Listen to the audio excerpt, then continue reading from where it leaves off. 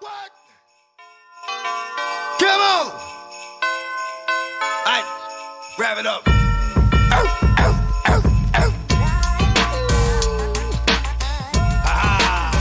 Damn! X! Real talk, baby! It's Christmas Eve night and Santa single call. Can't navigate these streets, they fucking overrun with drugs and drugs. Some motherfuckers acting up. There ain't no nice on his list, yeah, they're too far gone.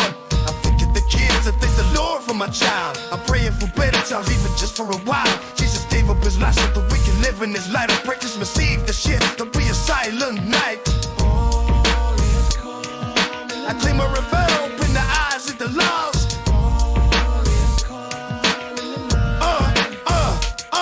Let's go. I claim a reveal, open the eyes of the lost. I claim a revolt in the hearts of the lost. Silent night, yeah, all ain't bright. All ain't coming, all ain't bright. We gotta keep on going till the break of dawn. Chill. Silent night, yeah, all ain't bright. All ain't coming, all ain't bright. We gotta keep on going till the break of dawn. Sinners in the bands and no sleigh in the sky.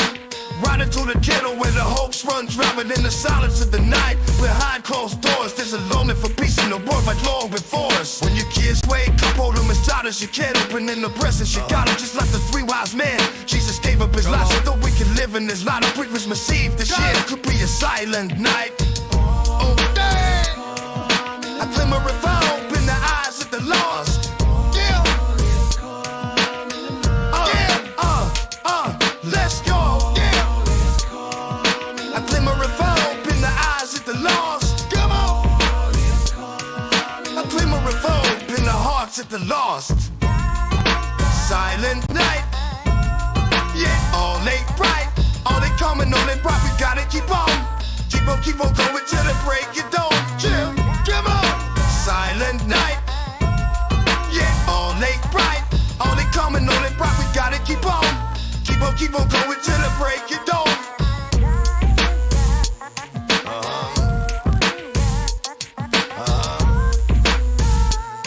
Okay. Real tall, baby. What? Come on. Alright, wrap it up.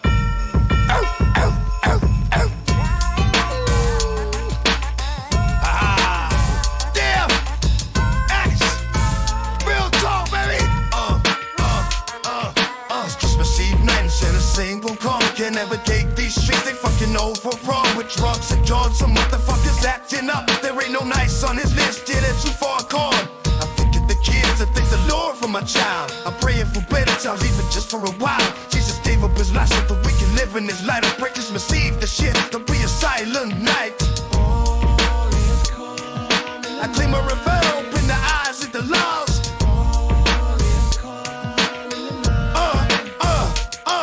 Let's go. I claim a revolt in the eyes of the lost. I claim a revolt in the hearts of the lost. Silent night. Yeah, all ain't bright. All ain't coming, all ain't bright. We gotta keep on going till the break of dawn. Chill. Silent night. Yeah, all ain't bright. All ain't coming, all ain't bright. We gotta keep on going till the break of dawn. Sinners in the bands and no sleigh in the sky. Riding through the ghetto where the hopes run, driving in the silence of the night. Behind closed doors, there's a longing for peace in the world like long before us. When your kids wake up, hold them as tight as you can. Opening the presents, you got them just like the three wise men. Jesus gave up his life so that we can live in this light. On Christmas Eve, this year could be a silent night. Oh, damn! I claim a revolt in the eyes of the lost.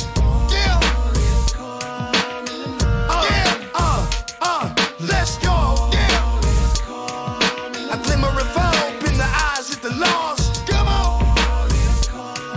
I claim a revolt in the hearts of the lost. Silent night. Yeah, all ain't bright. All ain't coming, all ain't bright. We gotta keep on going till the break of dawn. Chill. Come on. Silent night.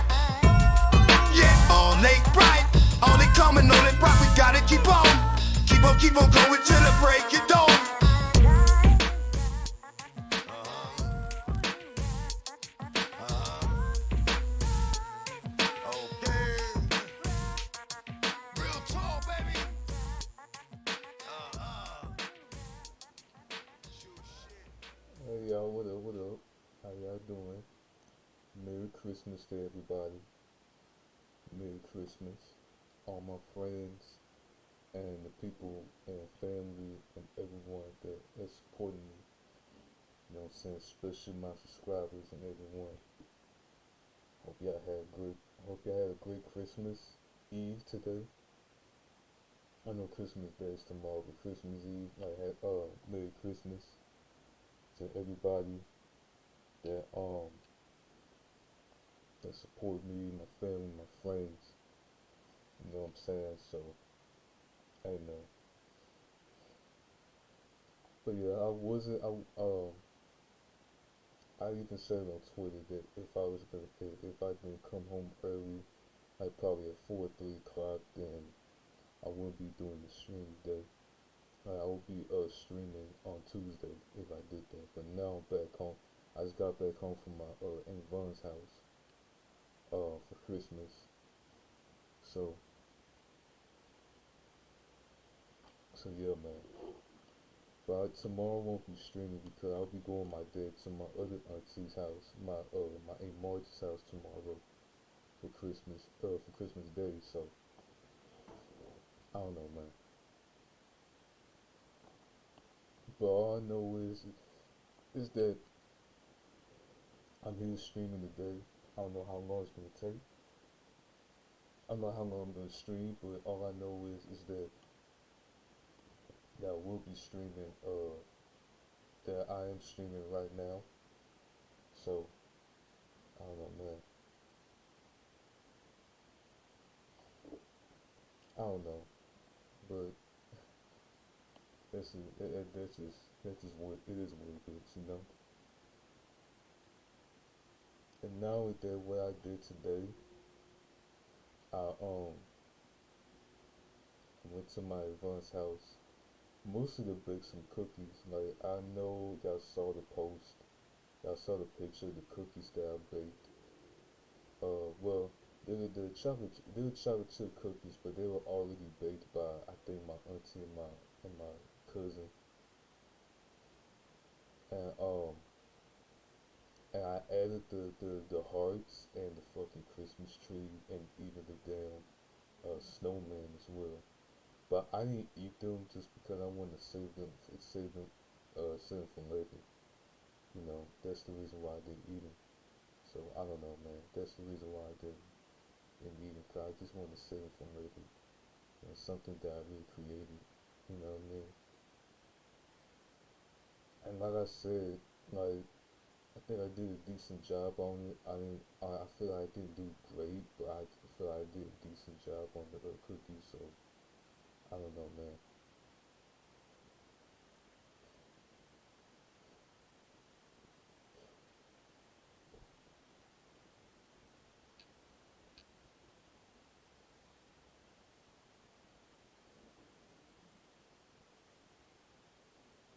But I don't know, man. But yeah, that's all I did. And then we watched like a couple movies like The Grinch and Home Alone. You know what I'm saying? The Grinch and Home Alone. It's like the only two Christmas movies we watched. Then we just ate something. You know what I'm saying? So yeah, that's all I did. Just nothing special, but it's just literally all I did today. But tomorrow I won't be streaming because I'll be at my dad's house. No, Aunt Marge's house. I'll be going to my Marge's house to celebrate Christmas. So yeah, I won't be streaming tomorrow, but I'll probably be streaming on Tuesday. You know, so I'll probably be streaming on Tuesday. So amen.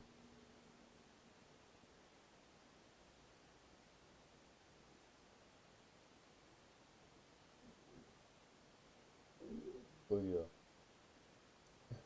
that's all I did today, and I don't know, man. I don't know. Um,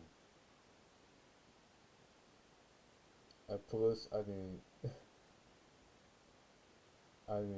go on Kai's stream. I was gonna go into his stream for a bit, but I feel like that he just streamed for a little bit. I don't know if his stream crashed or not. Let me see.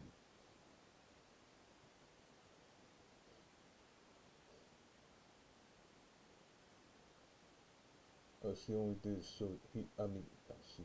He only did a short stream from like 1 hour. So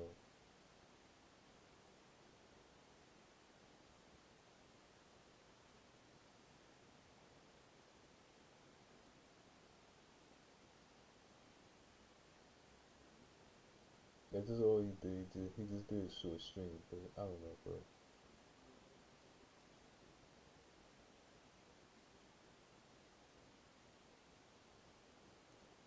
Yeah, I baked the cookies and then I want to like put them on. Bro, I at least wanted to like send to the Lord and tell her that I baked the cookies, but she don't even read. I don't think she read DMs at all. So I don't know, man. But yeah, these cookies, like I'm gonna just show you on. I'm gonna just really show you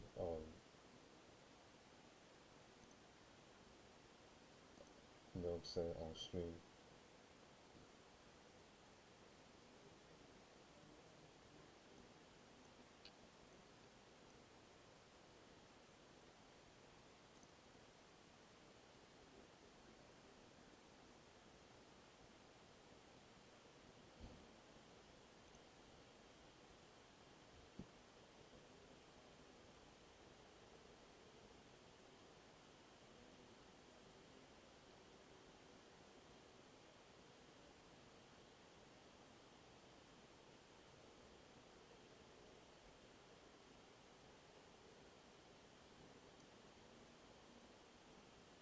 What's up to me, husband? Shut the fuck up, carpets. I ain't nowhere near this shit.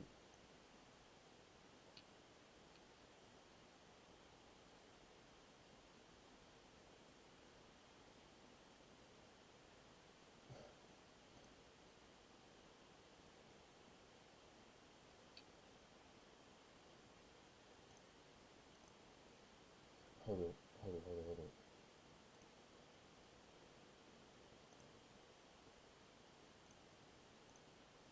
But yeah, these are the cookies that I baked. These are the cookies that I baked today. Well, not baked, but I just made today. You know what I'm saying? I made these hearts green, and these Christmas trees. Like I don't know about this one. This one is like my least. Like maybe this one is not my least favorite piece of cookie. Like for real. This one looks like a fucking angry snowman. You know what I'm saying? Like a pissed off snowman, bro. Like for real. How's it hanging? Everything's good. Everything's good. Look, this look like a pissed off snowman. You know what I'm saying? Like, look at his face. Look at his face, bro. Like, what the fuck? And then the hearts, they're just basic, you know what I'm saying? Like, I put the sprinkles on there. And then also I put, like, and then with the trees, this one is like the best one. Like, I did this very clean, bro. Like, for real. I did this very clean.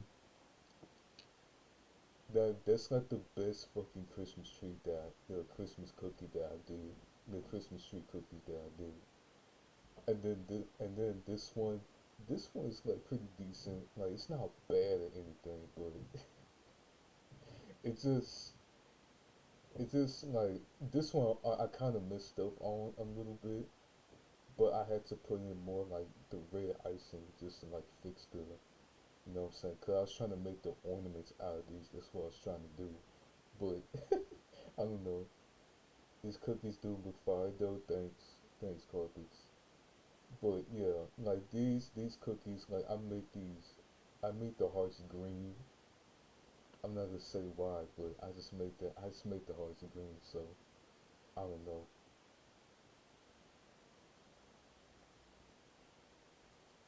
And then like I said about the snowman, like I was trying to make a face for the snowman, but my god, man, look at the eye. This look like a fucking eyebrow. Like a pissed off snowman. There's like you know what I'm saying, like an angry grumpy snowman, like for real. Like what the hell? And then I just put like a green Christmas hat. That's what I did. I put like a green Christmas hat on there. So I don't know. I don't know. I just put it like right there.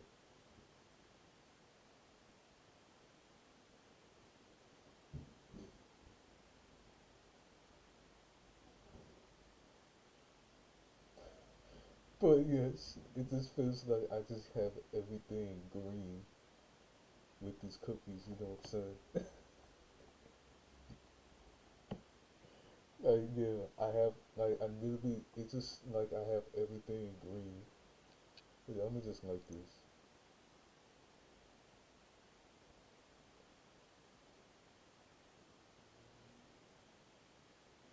I usually don't just always like my own tweet. Well, I do in my private account, but I don't know, man. I just don't. I usually don't do that. You know, I just want. I want to show it to you guys. And I posted that, and plus Delara did the same thing when she made those cookies on a cooking stream with her mom, which is very sweet. I actually like that. And now like this, like one of my favorite streams of all time, especially the last one that she did yesterday, that other stream that Delara did yesterday. Like that's like one of my favorites as well. It was like very chill and relaxing. So I don't know.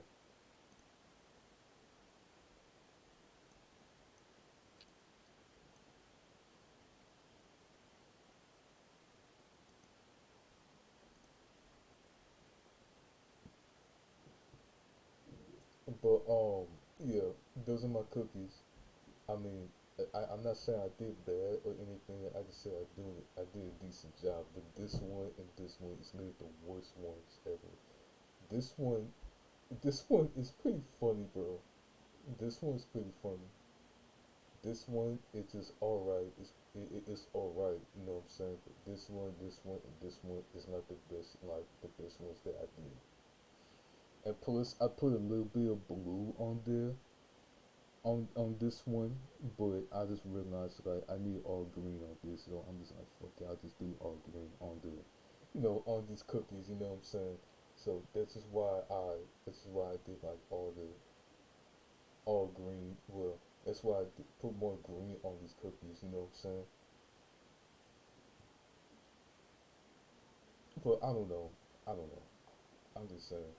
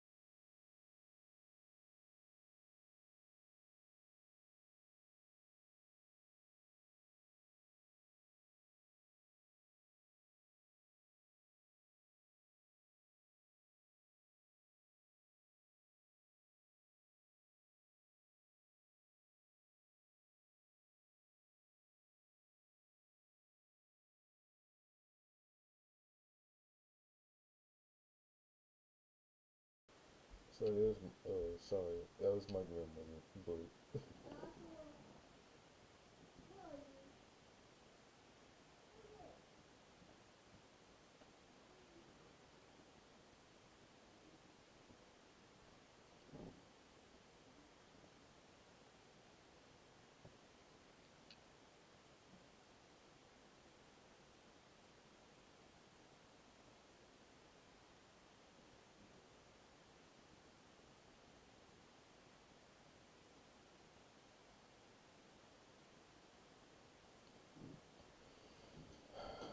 But yeah, those are the cookies I baked.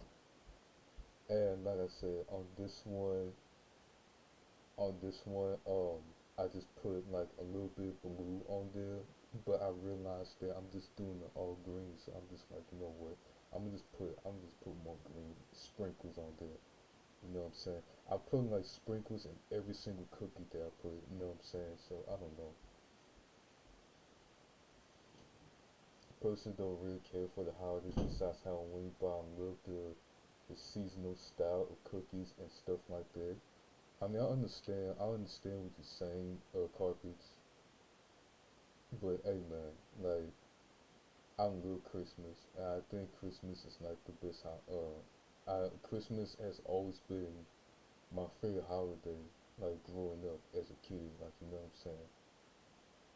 Like Halloween's cool and all, but I just don't really care for Halloween because I don't care to like dress up as anyone that much. But you know, it's just a fine holiday. But I'm just saying, man. But I like Christmas better, to be quite honest with you.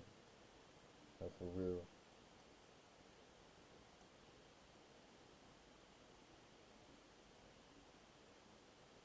Yeah, I like Christmas better. Like I don't know, bro.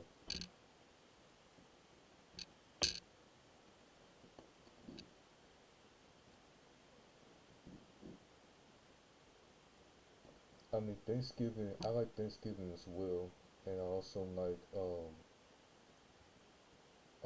the Fourth of July. I like what else I like?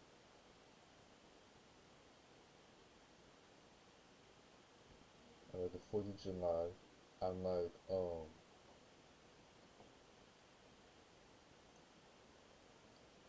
I like Easter. I think Easter is kind of cool.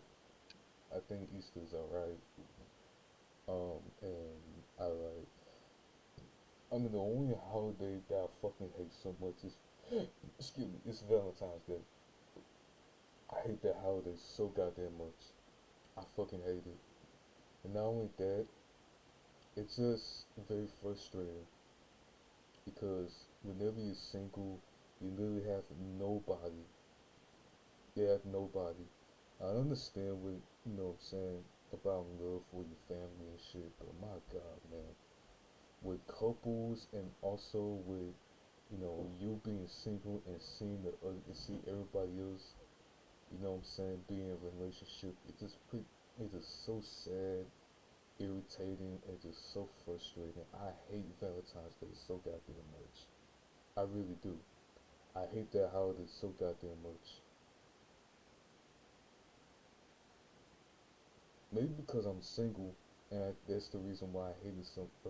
One of the reasons why I hate it so much. And not only that, it just like for real, it's just so frustrating.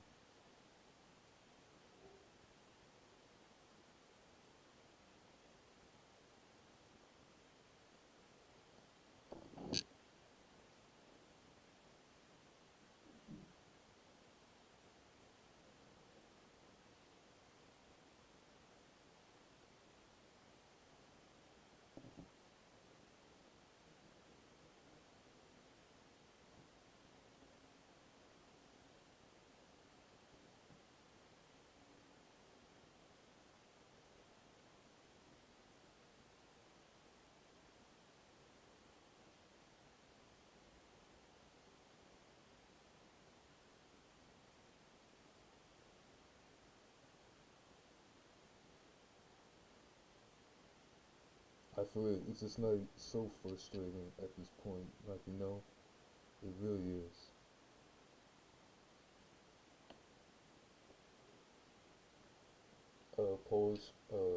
The Grinch and Polar Express is the best movie around this time. I agree. I love watching the Grinch, bro. Like it'd be so fun. I was watching the Grinch while I was at my Yvonne's house today. Like for real, man. I was watching that, and I was watching Home Alone, the first Home Alone movie. That's before we watched them before we even left the house. So But yeah, like the Grinch, it just The Grinch is like a fucking amazing movie. You know, it's an amazing Christmas movie. You know what I'm saying?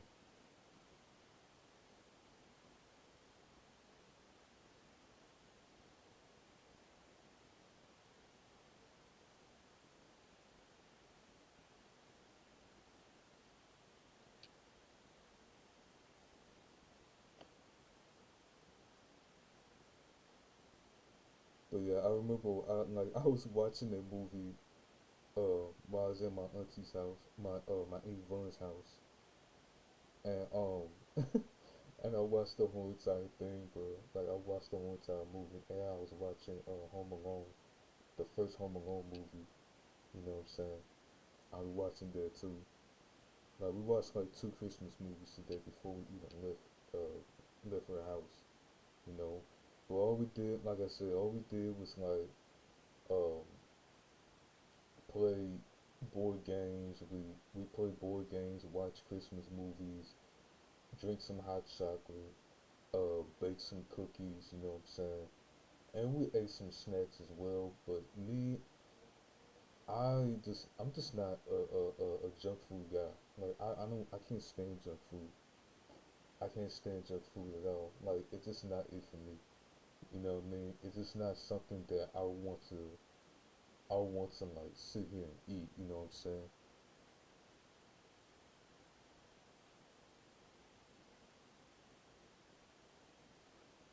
But I don't know, bro. I don't know. I'm just not like a junk food guy.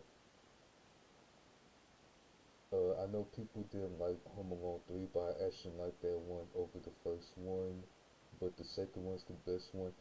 I mean, Home Alone 3 is. I don't get why people don't like Home Alone 3 that much, bro. Like, Home Alone 3 was an amazing movie as well. And not only that, dude, the reason why I also like it, like, I know Home Alone 2 is like the best one as well, but Home Alone 3 was a fantastic movie. Like I don't know, I don't get why people don't even like that movie, like Home Alone 3, bro. The thing is, man, is that Alex on Home Alone 3 wasn't like going through the same thing that Kevin is going through. Like the only one he was going through is when his brother and sisters don't even treat him right. That's the only thing that's he go through. But at least it's not like an asshole. At least his mom treats him right. You know what I'm saying? Because his mom was doing the best she can to like treat Alex right. You know what I'm saying? And that's the great part about that. And yes, Kevin, like, you know what I'm saying, it's really justified as the reason why he's acting like that, just because his whole entire family, really treating him like shit. And you wanna know one of the blames for this is his parents. Cause his parents literally treat him like shit as well. It's his parents that don't know how that wasn't even taking him accountable or anything or even treating him right. You know what I'm saying? Like it's just so sad, bro.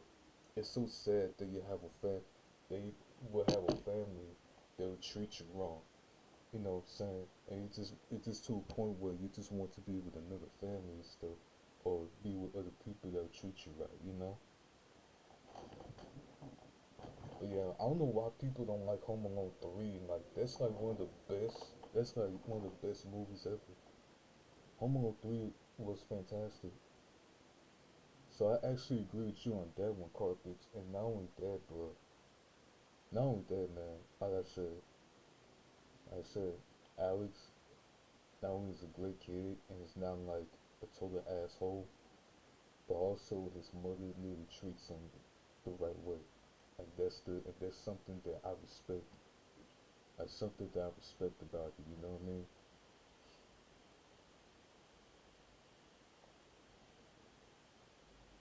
And being the second Home Alone movie, I actually like Home Alone 2. I like Home Alone 2. I think Home Alone is better off that way. Is better too, and I actually agree because Kevin on the second movie, literally like he was in New York, and the way he handled himself like with Marvin and Harry, like you know what I'm saying, being in like in an abandoned place. and trying to like, having a battle in a abandoned place. Like, oh my god, man, like that was fantastic. Like, I actually liked that part where he did that. But still, I think Kevin and Alex are both good kids. You know what I'm saying? And I think they both like, I don't know how to say that, but I don't know.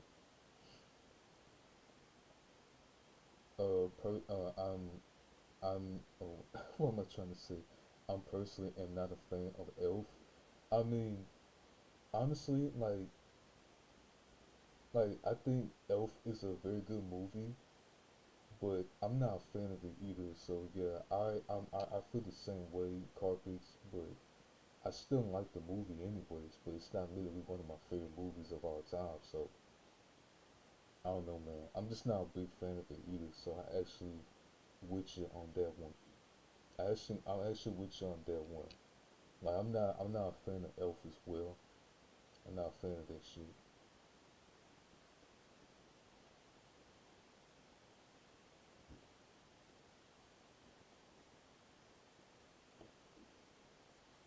Like it's just not like I'm just not a fan of that movie. But I still think but it's still a good movie anyway. So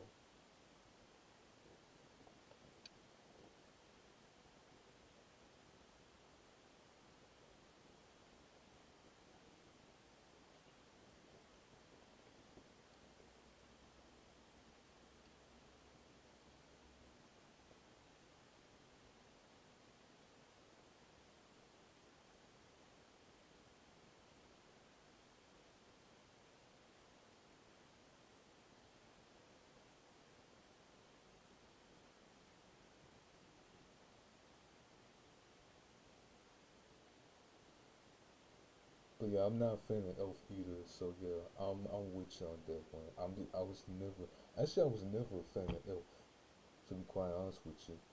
But I still think it's a good movie. You know what I mean?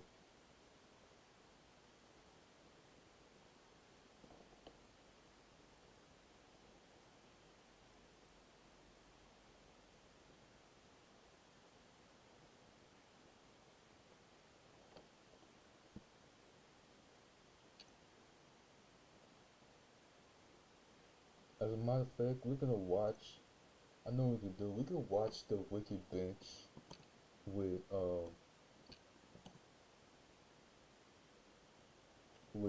Christmas movies. You know what I'm saying?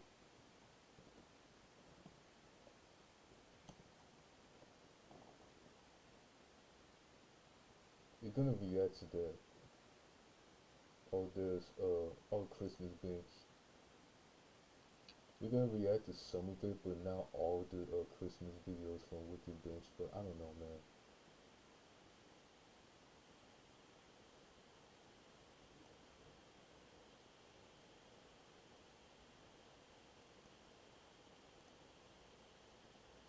All right, hold on. Here we go.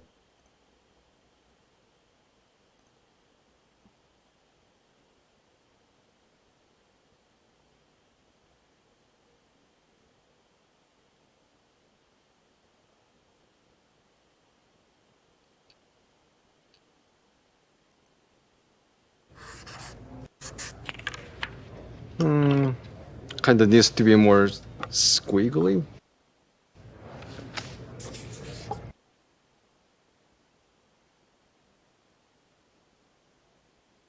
With Christmas finally here, what kind of Scrooge McGrinches? So yeah, this is the Home Alone characters from you know, from evil to good or naughty to nice, however you want to call it. But here it is right there because this one's like a big one, dude. Like you know what I'm saying?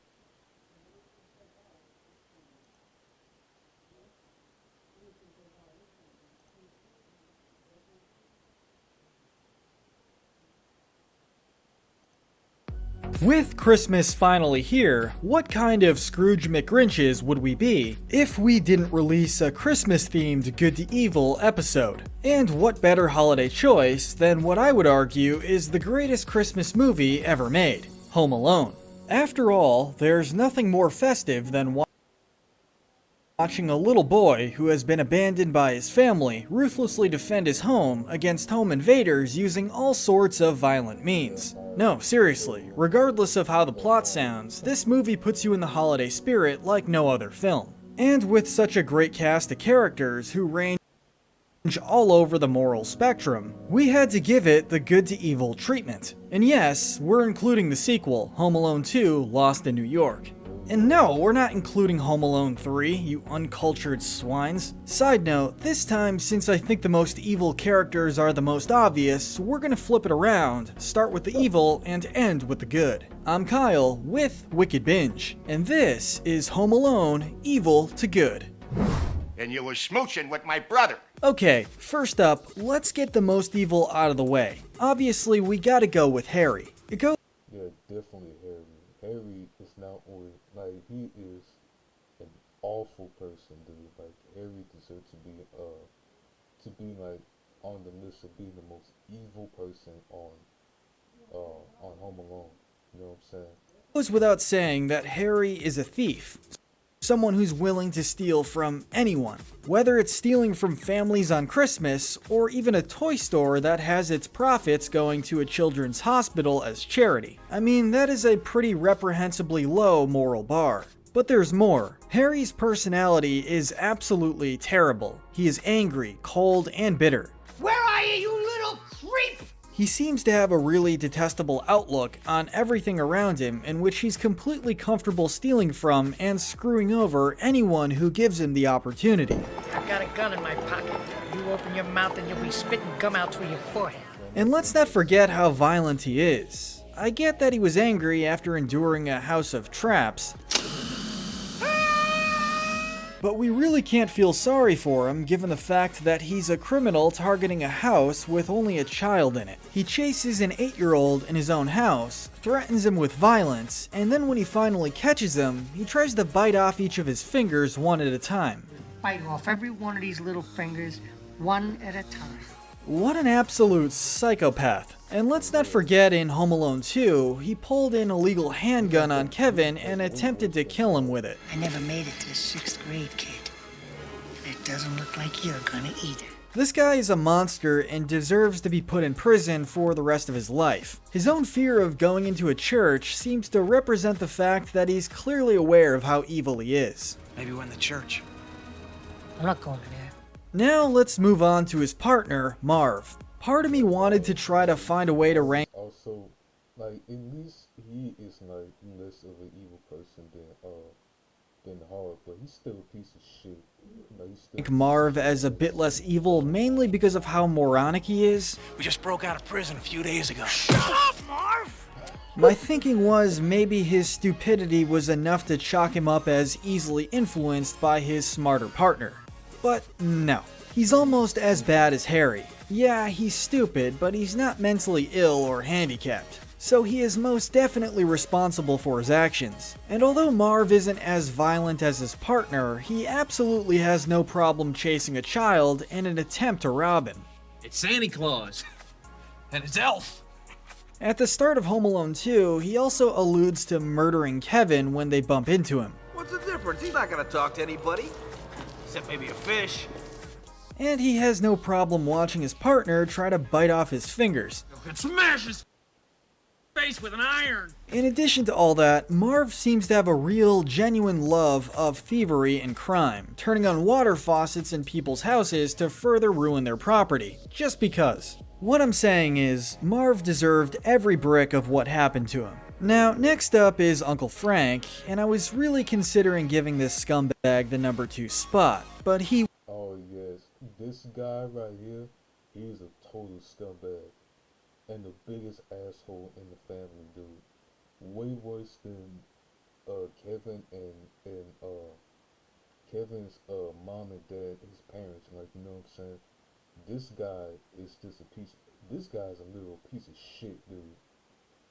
He doesn't even treat Kevin right as well. Like, he treat Kevin way worse than his mom and his dad, bro. Like, I never liked him, dude. He's such a piece of shit.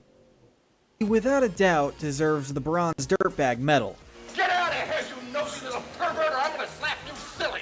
What an absolute horrible personality on this guy. Let's break it down. He treats everyone around him terribly, and we only see him interact with his own family. Imagine how he treats people outside of his circle. He's also a leech. You better not wreck my trip, you little sourpuss. Your dad's paying good money for it. What's the matter, Uncle Frank? You can't help your little brother out by paying for some of those pizzas, you cheap jerk?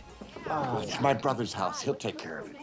Oh, and let's not forget that he goes on vacation on his little brother's dime and still acts like a total a-hole. Kevin's right to call him out on being a cheapskate. And also, who talks to an 8-year-old child, let alone your own nephew, like this? Look what you did, you little jerk. And for what? For spilling something? He also responds to the realization that the For real, for like pushing Buzz just because Buzz ate his fucking cheese pizza that Kevin loves, you know what I'm saying? Like, what? How's he a fucking jerk for? Like, Kevin has every right to do that. family forgot Kevin with comparing the situation to him forgetting his reading glasses, Makes you feel any better? I forgot my reading glasses. showing us that he doesn't even care about the well-being of his nephew. And let's not gloss over the fact that he just KO'd his own kid with a Like, for real, man. He literally just compared, you know, his mom, Kevin's mom, or his nephew's mom for, you know, for losing his child and just leaving him at home to him losing his fucking reading glasses. Like, how the fuck can you who sits there and compare that shit? It just shows that this piece of shit don't even give a shit about anything else but himself, dude. Like, for real. Like, that's just stupid. the chair and didn't give an F. Uncle Frank is a scumbag.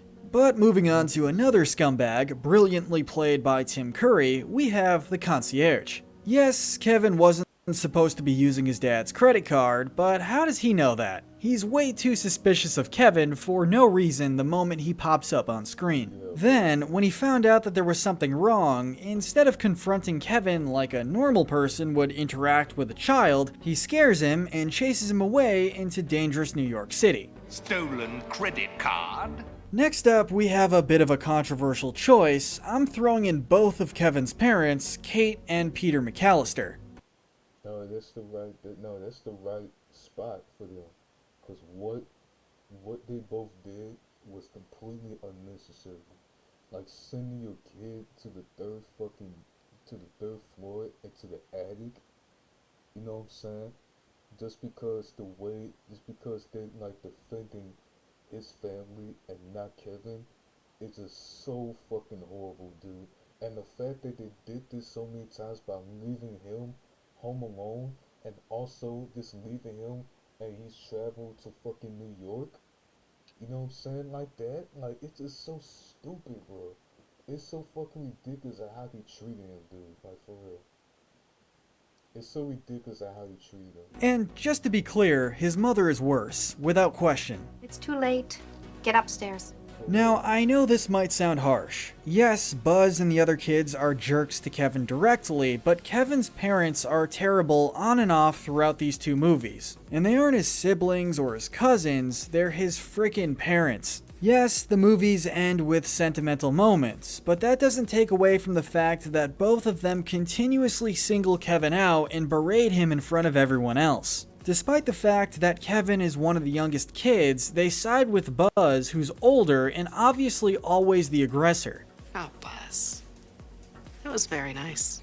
They punish Kevin despite the fact that the stuff he does is always out of defense for himself against Buzz. In the first movie, the mess was caused because Buzz was taunting and poking at Kevin. Sure, Kevin pushed him, but he's half his size. In the sequel, Buzz humiliated And not only that, how the fuck Kevin, like, is this strong enough to push Buzz when Buzz is, like, literally fucking taller than him? You know what I'm saying? I understand the age gap, like, for real, but my god, man. It looks like Kevin's probably a strong motherfucker, like, you know what I'm saying? Yeah, he was taunting Kevin, and because Kevin was literally asking for some cheese pizza. You know what I'm saying? And then Buzz literally just talked to him for like, you know what I'm saying, for wanting cheese pizza. And Kevin has every right to do that. Like, for real.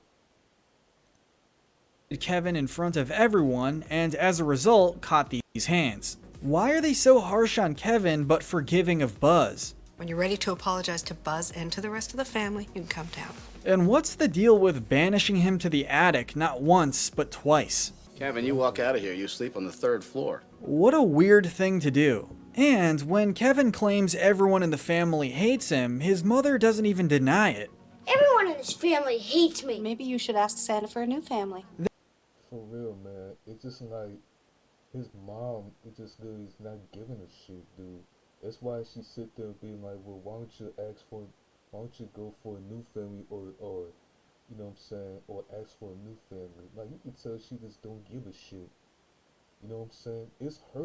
It's not only her, but his dad's fault as well, but mostly Kate's fault. Mostly his mom's fault, dude. There is obviously a real issue with neglect towards Kevin in the family. And even after his parents seem to learn their lesson at the end of the first movie, they revert back to treating Kevin like garbage in the sequel. Also, going back to cheapskate scumbag Uncle Frank, how the actual hell would you ever let your idiot leech brother/brother-in-law talk to your kid like this? You little jerk. Uncle Frank should have got a smack in the mouth. But no, nothing. No consideration to even defend little Kevin, who literally just spilled some milk. What kind of mother am I? A terrible one, Kate. And how about a terrible mother? That's who you are. this? Go to Old Navy and you'll save a toboggan full of buckaroonies. So real bada bing, bada boom situation. Right now, get last minute gifts from just $2 only at Old Navy. Look, this deal is a steal, and so is the toboggan. I know because I stole it. There's never been a better time to get away. With a great deal on the Hyundai you've always wanted. It's your journey. Trying to skip the ad, so. This old couple. I get not being able to give up your plane ticket. Maybe you have to get home to family. Totally understandable. But are you really gonna make the desperate mother at the airport who wants to get home to her kid give you her watch, earrings, first class ticket, $500 cash, and whatever else? Plus a ring, a watch, a pocket translator, $500. I'll say the word again. Scumbags. Okay. Buzz is up next, and really, he's the younger family member who's noticeably worse than the rest of the already crappy relatives. Don't you know how to knock phlegm wad? Buzz is a bully who, like his parents, likes to target Kevin specifically. Why he's such a jerk, I don't know, but everything he does to Kevin just seems mean-spirited even by Big Brother standards. Get a plate! He antagonizes him, humiliates him in public, and then reacts with total apathy when he finds out his brother was left behind and possibly in danger. Officer Balzark is next, but really you can probably include every incompetent police officer in these movies. Seriously, this cop knocks on the door a couple times and determines that nobody's home despite all the lights being on. And you're telling me there's no follow-up police report at the end of the first movie. Really, really low standards in this department. But this guy's job is to protect and serve, and he responds to a pretty serious issue of a child being left alone with total apathy. You want us to go to your house just to check on you? Yeah, dude, just sit there. We wouldn't want a child's safety to get in the way of your donuts. We're throwing in the bellman here too, aka Rob Schneider. He seems like he might be alright at first, until he starts snooping around in Kevin's bag when he's not looking. What are you looking for, guy? Who snoops in a kid's bag? Another scumbag, that's who. Okay, I'm gonna do my best to rank the rest of the McAllisters here. Jeff and Lenny are the worst of the remaining relatives. Kevin, you're such a disease. Shut up. They jumped on the Let's Bully Kevin bandwagon too, and target him exclusively. You're what the French call les incompetents. Oh, really, Lenny? Because you're what Americans call a fucking asshole. Now, Fuller is a young child, but make no mistake, he uses his bedwetting as a direct act of domestic terrorism on the family. Look at how he looks at Kevin when someone tells him to not drink so much soda. Most of the other relatives can be ranked together as neutral, mainly because we don't see much from them in terms of good or bad. This includes Rod, Tracy, Brooke, Sandra, and Heather. There isn't really much we can say about them, given their lack of personality one way or the other. We'd say that Leslie is a decent person, and I suppose we could chalk her up on the good side, but in all honesty, based on her actions, I'd say she's pretty neutral. And if she is good, she gets docked a point for marrying scumbag Uncle Frank. Guilt by association, I say. Next to her on the list is Donald Trump. He's only on screen for like 10 seconds and he's already assisting our hero. What a guy. Excuse me, where's the lobby? Down the hall and to the left. Thanks.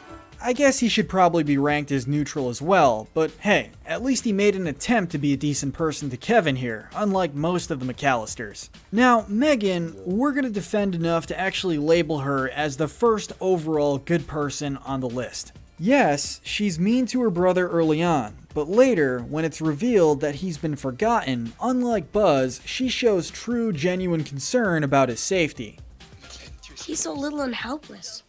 Don't you think he's flipped out? So Megan is a good egg, unlike the rest of her family.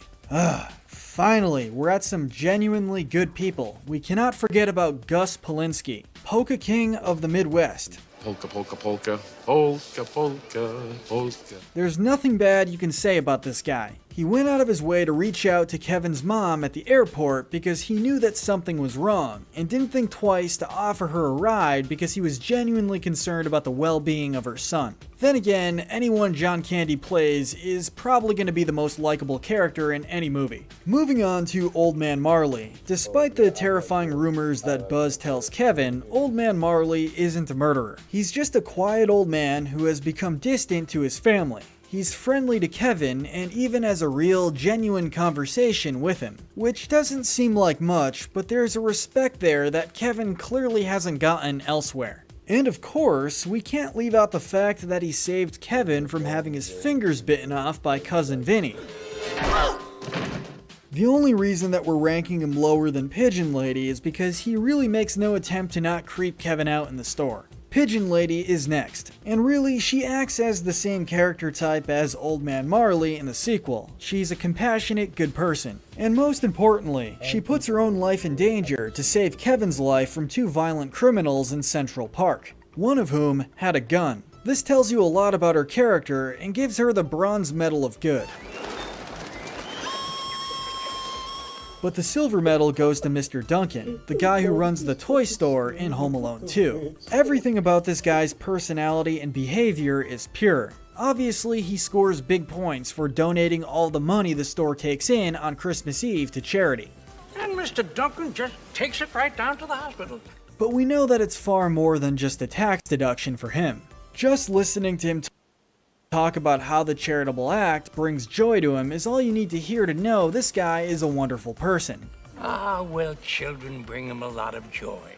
And once again, we have someone who treats Kevin with great respect. And Kevin's own kind deed, donating money to the charity as well, is enough to warm his heart, showing that being a good person is all that this guy is about. Okay, so there's only one spot left, and we've missed the movie's most important character, so I'm sure you know who's getting the gold medal for good. The most good character in Home Alone is none other than Kevin. But how, I hear many of you ask? More good than Old Man Marley and Pigeon Lady, who selflessly rescue Kevin from danger? More good than Mr. Freaking Duncan, who just wants to donate money to charity? More good than the Polka King of the Midwest? Yes, and I'll explain why. As we've discussed, Kevin's family is terrible, and his parents neglect him in various ways. He's also bullied by his siblings, and he's treated like a second-class family member by everyone around him. Yet he still acts with great moral character, and that's not even factoring in the fact that he is 8 or 9 years old.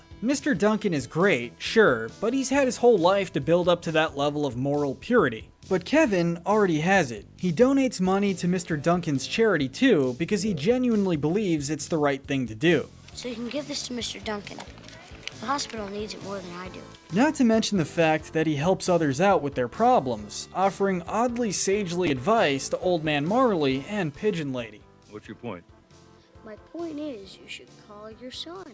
And here's the big thing. The end of Home Alone 2 doesn't involve Harry and Marv coming after Kevin organically. Kevin lures them into a house to bring justice to them for stealing from charity. Because he knows that the charity is a great moral cause. He puts his own life in grave danger to protect it.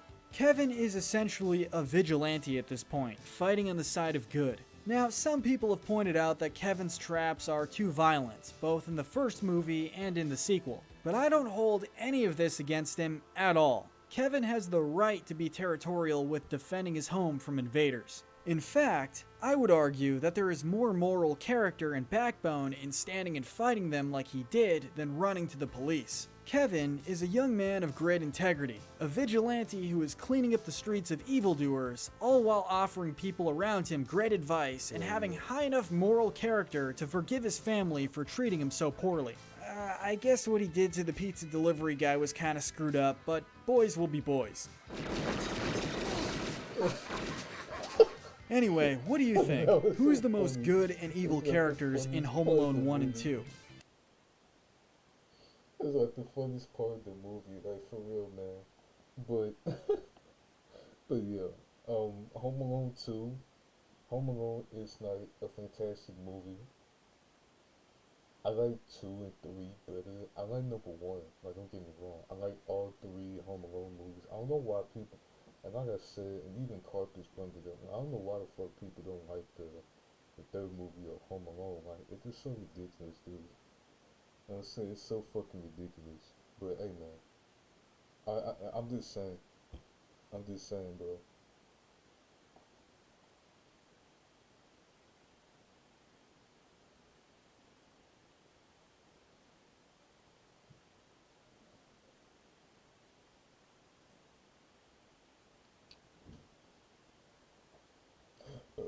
Oh, excuse me.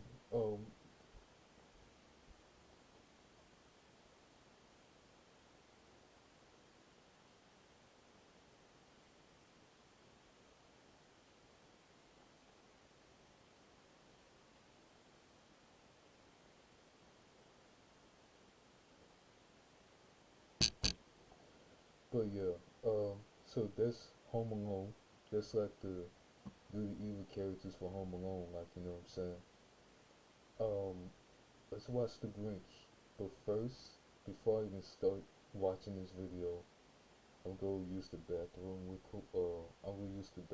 quick. So just give me just a second.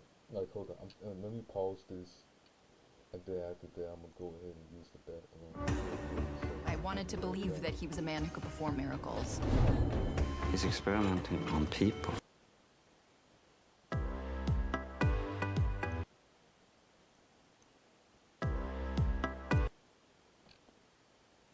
Alright, guys, I'll be back. Let me go use the bathroom real quick. Give me just a few minutes, but not a few minutes. Give me just a second, I'll be back.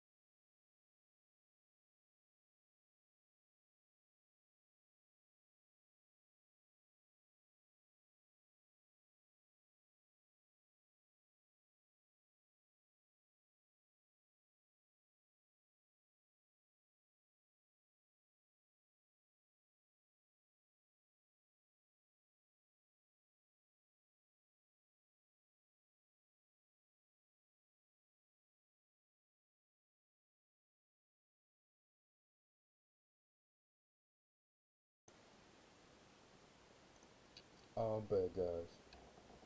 I just had to use the bathroom real quick, so I don't know, man. Let's react to the Grinch, good to evil. You know what I'm saying? And before I start this, I want to say this: they're trying to label Grinch as this like evil person. You know what I'm saying? That hates Christmas. But the truth is that he just hates the people in Whoville because the way they're treating him. You know what I'm saying? But you're gonna see the most evil person in the Grinch movie. You know what I'm saying? Because the Grinch is not an evil person. The Grinch is not an evil person in this movie, bro. There's somebody else. And what's his name? His name is Mayor Augustus. But listen, let's just watch the movie. How the Grinch Stole Christmas has been a holiday classic for generations, and it's been about 20 years since a new rendition of the story was released in the year 2000. However, since this story does take some turns from the original, we want to know who was the most good character in Whoville, and who was the most evil. I'm Kyle with Wicked Binge, and this is How the Grinch Stole Christmas, Good to Evil. As usual, we'll be starting with the most pure and noble character and working our way down. These characters are the good. Starting off our list, we have the gold medal of most good going to Cindy Lou Who. Cindy was always full of questions, which often got brushed off. Her curiosity was seen as an inconvenience to many of the residents of Whoville. When the vote for Holiday Cheermeister came around, Cindy didn't hesitate to nominate the Grinch. She even spoke up against the mayor criticizing the idea and climbed Mount Crumpit herself to deliver the invitation. Cindy refused to simply accept that the Grinch was a bad person and took the time to ask about him from people he had known in order to better understand him. Even after the Grinch attempted to steal away Christmas, Cindy still sought him out just so he wouldn't be alone on Christmas. Our silver medal of good goes to both Clarnella and Rose Who. They were the two women who took in the Grinch when he was an infant. Despite him being far different from the other Whos, with his fondness for eating ceramic plates and his distaste for Christmas, the two loved him wholeheartedly. When the Grinch returned to Whoville to receive his award for Holiday Cheermeister, Clarnella and Rose gifted their son with a homemade Christmas sweater. The only reason we decided to rank them as second most good, rather than giving them the gold medal, was because they essentially gave up on the idea of bringing the Grinch back home. When he climbed Mount Crumpit, they let him be alone, not knowing what else they could do for him. However, we did want to point out that even if Clarnella and Rose had asked for help, it would have been unlikely that they would have gotten it, as the Grinch had been an outcast even in his youth. The bronze medal of good is actually going to the Grinch himself. The Grinch thrived on causing mischief and confusion, but for the most part his deeds were harmless. In the beginning of the film, we saw him disorganizing the mail and shoving into people as they rushed around to do their shopping. But while he labeled himself as terrifying, using the Who's fear to his advantage, the Grinch wasn't a terrible person. When Cindy Lou Who fell into the machinery, he did end up saving her. And of course, he saved her at the end of the film when he realized all of his attempts at stopping the holiday were in vain. The Grinch was also fair in how he assessed the holiday. At the mention of gifts and seeing Augustus trying to bribe Martha, he immediately dug into the people of Whoville, ridiculing them for putting so much into a time of year where most of it wound up in the trash. This is made even more heartbreaking when you take into account a theory that's been circulating on the internet for a few years now, that Max had been one of the gifts that was thrown away. The Grinch wasn't an evil person. In reality, he was a kid trying to find his place and wound up being hurt in the process, which caused him to seek out isolation so as to avoid being hurt again. We can't blame him for reacting the way he did. It was completely unfair of the people of Whoville to treat him as an outcast simply because he looked different and wasn't a complete sucker for Christmas, and we don't blame the Grinch at all for being reluctant to go back to Whoville. After the Grinch, we have his pet dog, Max. Max was the loyal sidekick who always tried to get the Grinch to do the right thing. When Cindy fell into the machinery at the post office, Max had been the one to keep the Grinch from leaving. Knowing that his owner would regret it if something actually happened to her, Max was also shown to actually be fond of the holiday season, dancing around to Christmas music. In the end, when Cindy was in danger once again, Max also jumped into action to help her. As we mentioned in the previous listing, there is a chance that Max decided to become loyal to the Grinch after his first family had literally thrown him away. And we feel it's worth mentioning this theory as it really does explain the depth of their relationship. Max clearly believed his owner to be a good person at heart, and while Max disagreed with the idea of ruining Christmas, he did still help his owner build the sleigh and sneak around Whoville. Next on our list is Cindy's father, Lulu Who. Lou was always shown as a patient man, whether he was trying his best to answer all of his daughter's questions about the Grinch and Christmas, or when he was doing his best to help his wife gather Christmas lights. Lou was always rolling with the punches. Though Lou was hesitant to encourage Cindy's fixation on why the Grinch hated Christmas, Lou defended her when Augustus tried shaming her before the whole town. He was proud of his daughter for standing up for what she thought was right. This was made all the more impactful when we take into account that Lou generally let people talk to him however they pleased. Lou was already shown to not want to gain the mayor's wrath when his sons, Drew and Stu, claimed they came across the Grinch. This was then shown later when Lou was clearly nervous about letting Cindy nominate the Grinch for Holiday Cheermeister. So when he decided to step in and speak in Cindy's defense, it was a very sweet moment between the father and daughter. She's my child. Following is the love interest in the film, Martha May Whovier. As a child, we learned that she was in the same class as the Grinch and took quite a liking to him. She didn't mind that he was different from all the other Whos. However, Martha had also been too afraid to defend the Grinch after his outburst. Though it was clear that she regretted letting him leave, Martha was more concerned with fitting in and moving on with her life. She was easily impressed by the more lavish things in life, and Augustus certainly used that to his advantage when trying to win her over. In the end, Martha was finally able to stand by the Grinch and reject Augustus's proposal. It was nice to see her finally decide that being with the person she cared for was more important than fitting into the standards she had been taught. We also want to give Martha props for being the only kid in the class to not laugh at or mock the Grinch when his shaving attempt was revealed. When even the teacher was snickering in amusement, Martha was shown angrily glaring at her peers for their cruelty and immaturity. It would have been interesting to see what would have happened had she been the one to seek out the Grinch rather than Cindy Lou Who. It was obvious that Martha had at least entertained the idea at some point by the way she behaved and spoke during the interview. With that said, we've arrived at the neutral territory. These characters fall in the gray area. Our next ranking goes to Officer Houlihan. This officer has a very minor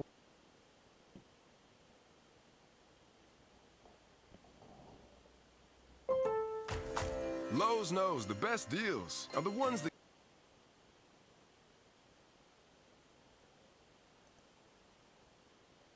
Oh, what the fuck? He's a fake!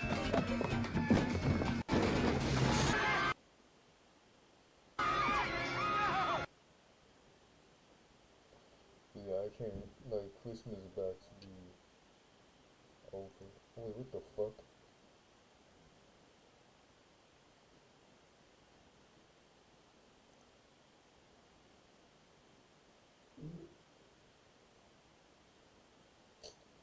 What the hell, bro?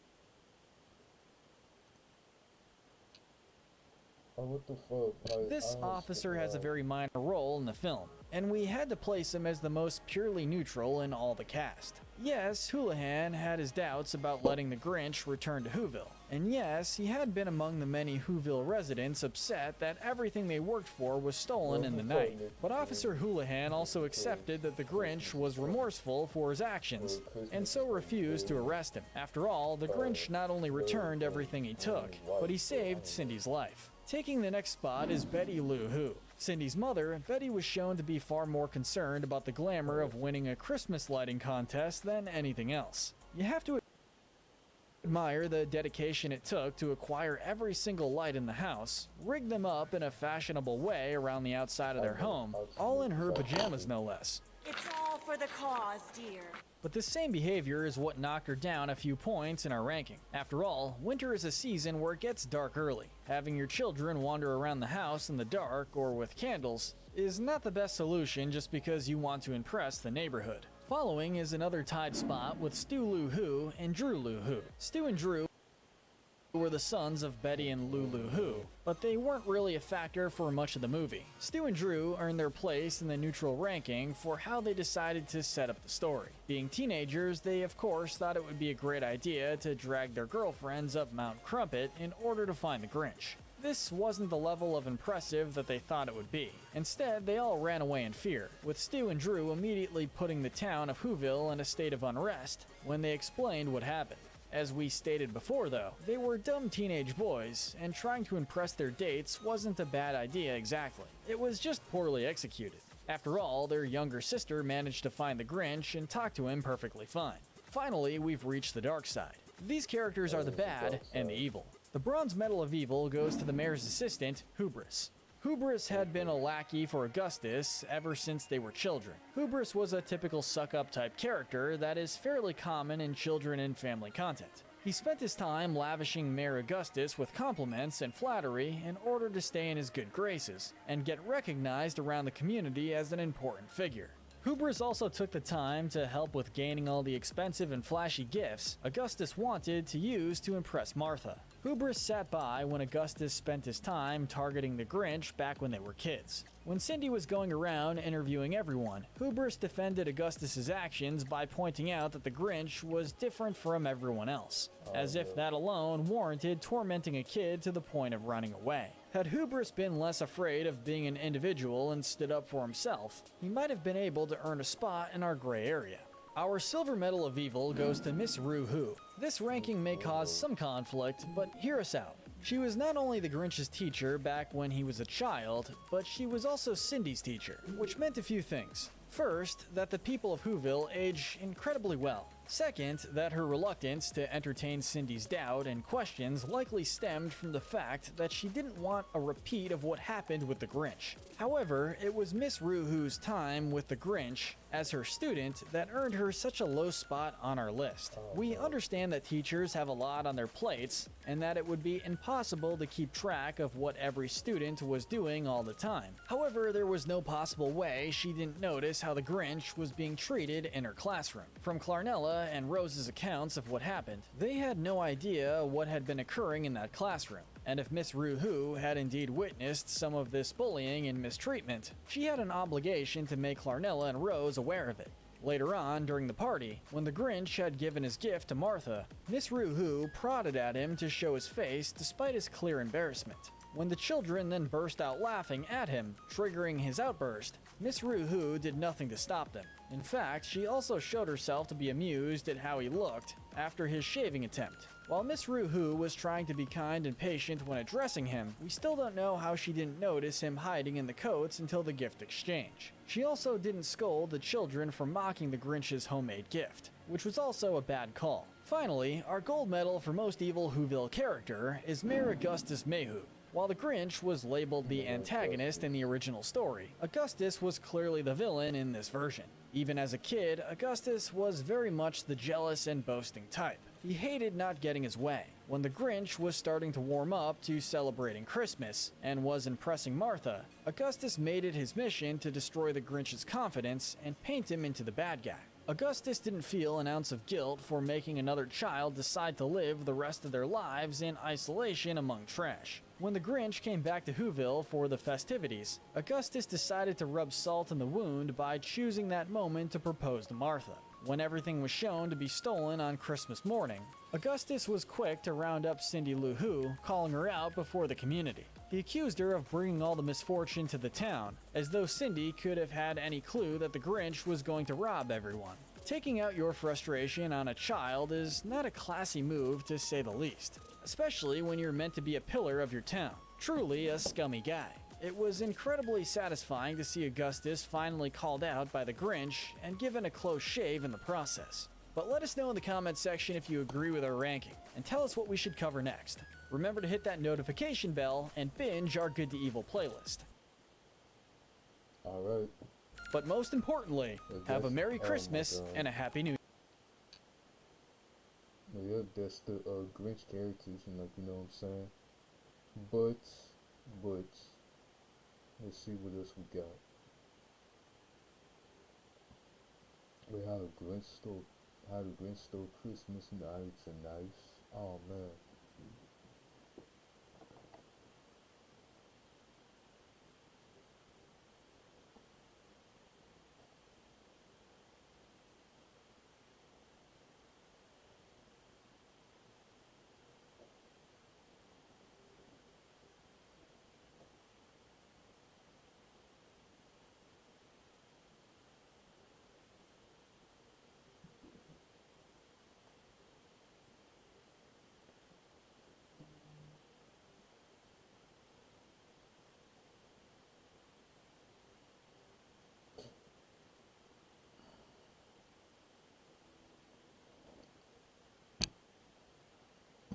But hey man, there we go.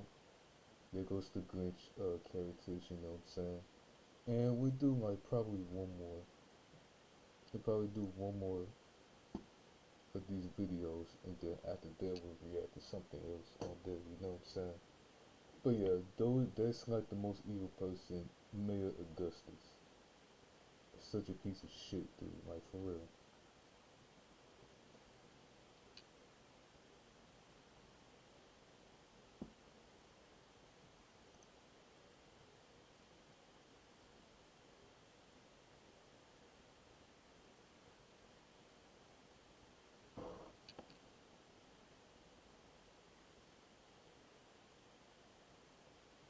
YouTube is the new home of NFL Sunday Ticket. Watch all your favorite NFL teams' out-of-market Sunday afternoon games all season long. Now on YouTube and YouTube TV. Bro, this computer is going so slow, bro.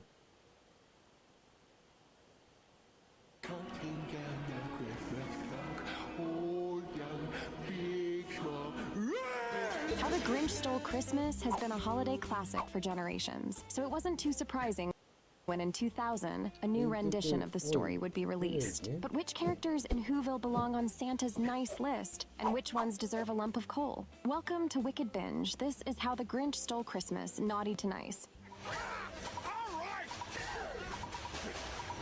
As usual, we'll be starting with the most pure and noble character and working our way down. These characters are the good. Starting off our list, we have the gold medal of most good going to Cindy Lou Who. Cindy was always full of questions, which often got brushed off. Cindy's curiosity was seen as an inconvenience to many of the residents of Whoville. When the vote for Holiday Cheermeister came about, Cindy didn't hesitate to nominate the Grinch. She even spoke up against the mayor criticizing the idea and climbed Mount Crumpet herself to deliver the invitation. Cindy refused to simply accept that the Grinch was a bad person and took the time to ask about him from people he had known in order to better understand him. Even after the Grinch attempted to steal away Christmas, Cindy still sought him out, just so he wouldn't be alone on Christmas. Our silver medal of most good is a tied spot going to Clarnella and